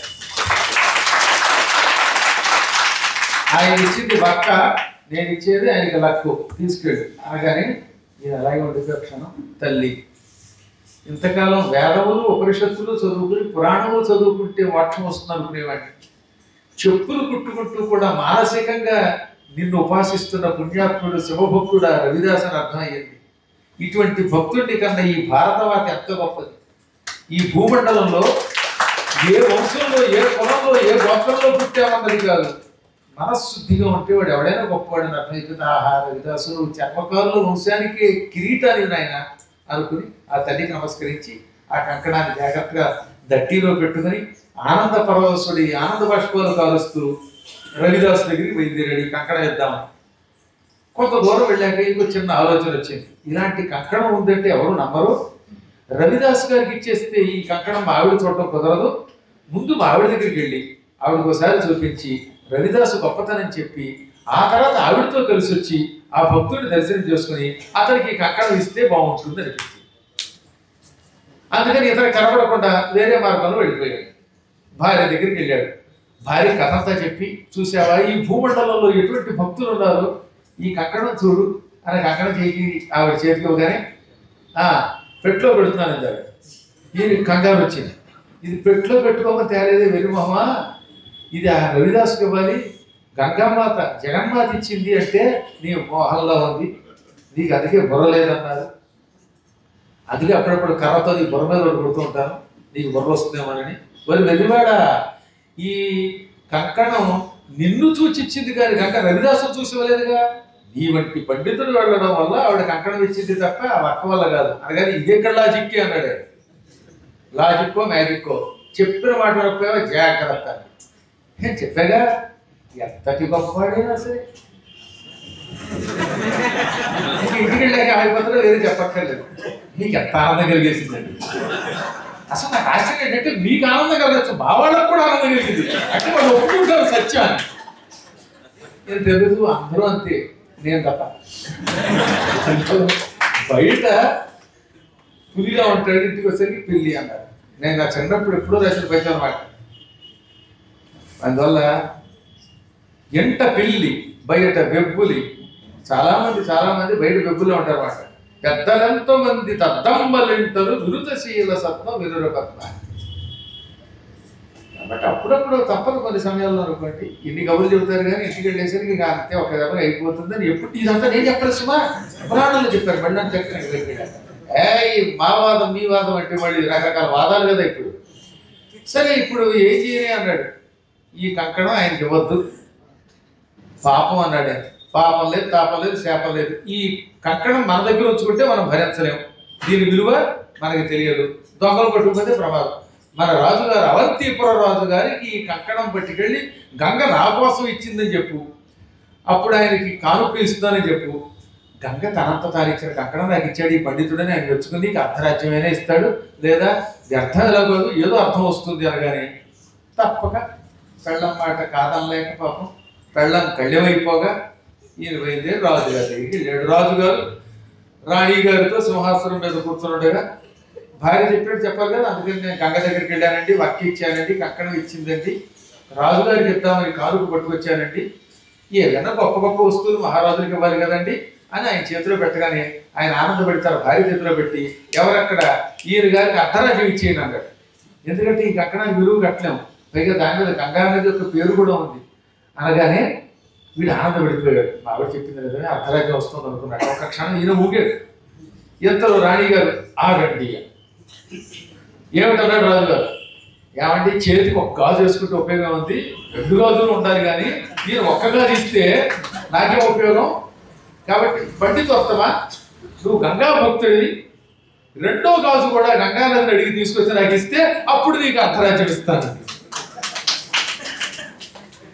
ఈయన ఢామ్మని అలా చతికిల పడ్డాడు.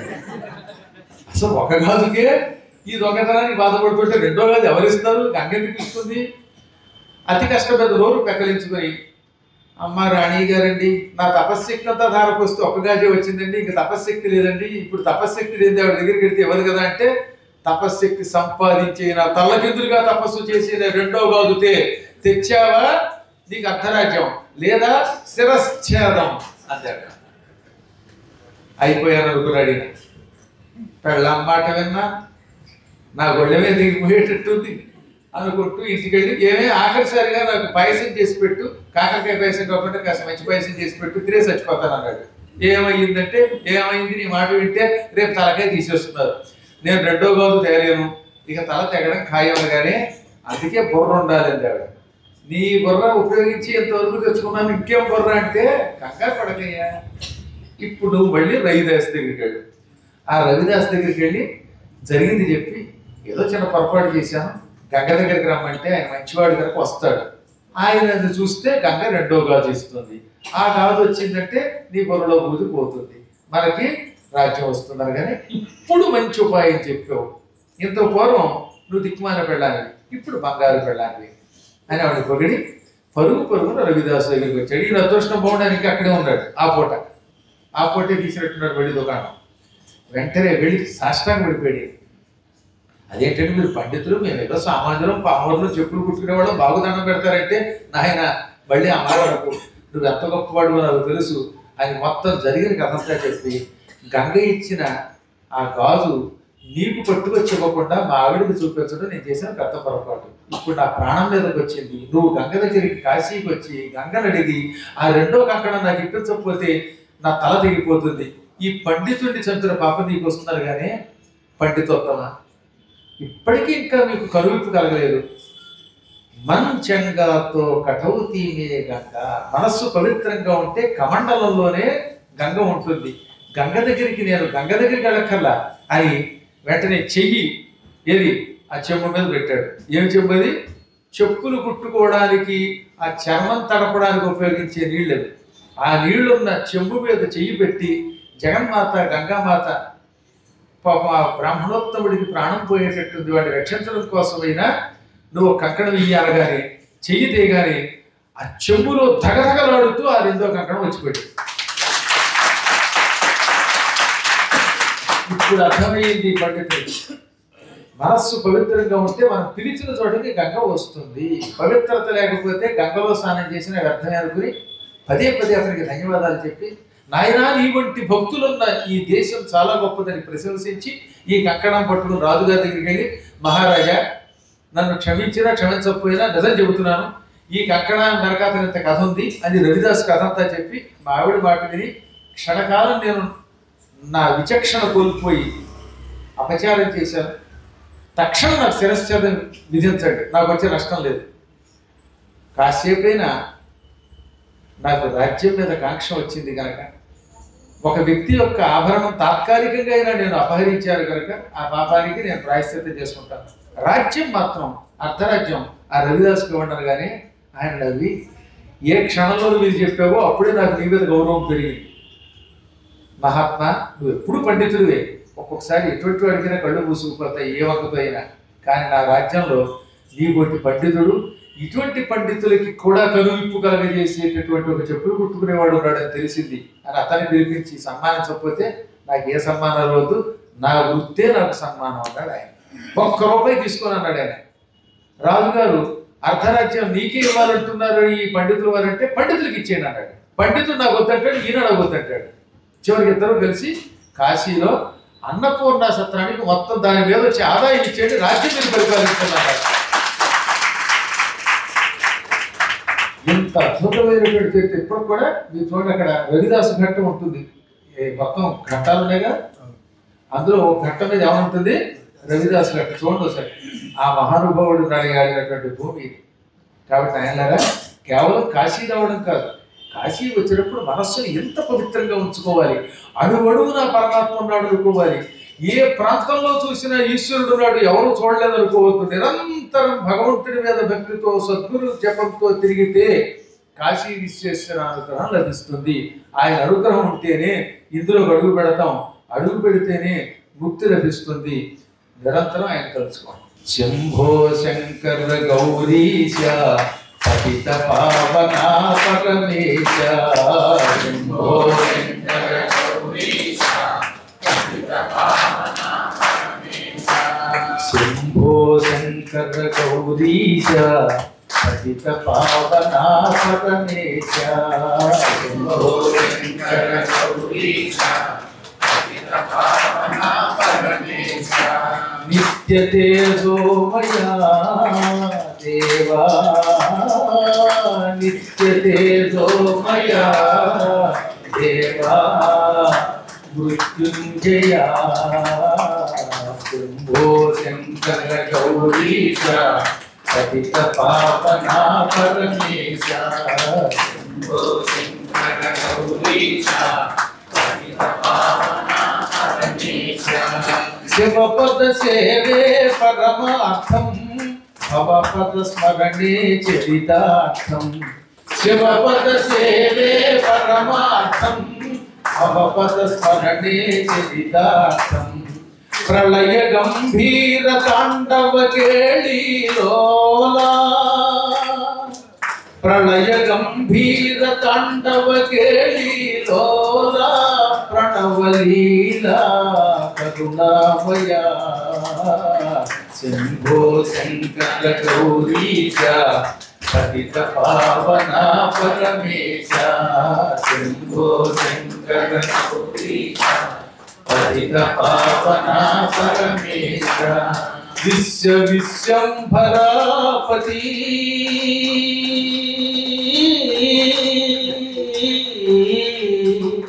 విశ్వ విశ్వంభరాపతి నమో ఉమాపతి, విశ్వ విశ్వంభరాపతి నమో ఉమాపతి, శంభో శంకర గౌరీశ పతిత పావనా పరమేశ, శంభో శంకర గౌరీశ పతిత పావనా పరమేశ, పార్వతీ పతే.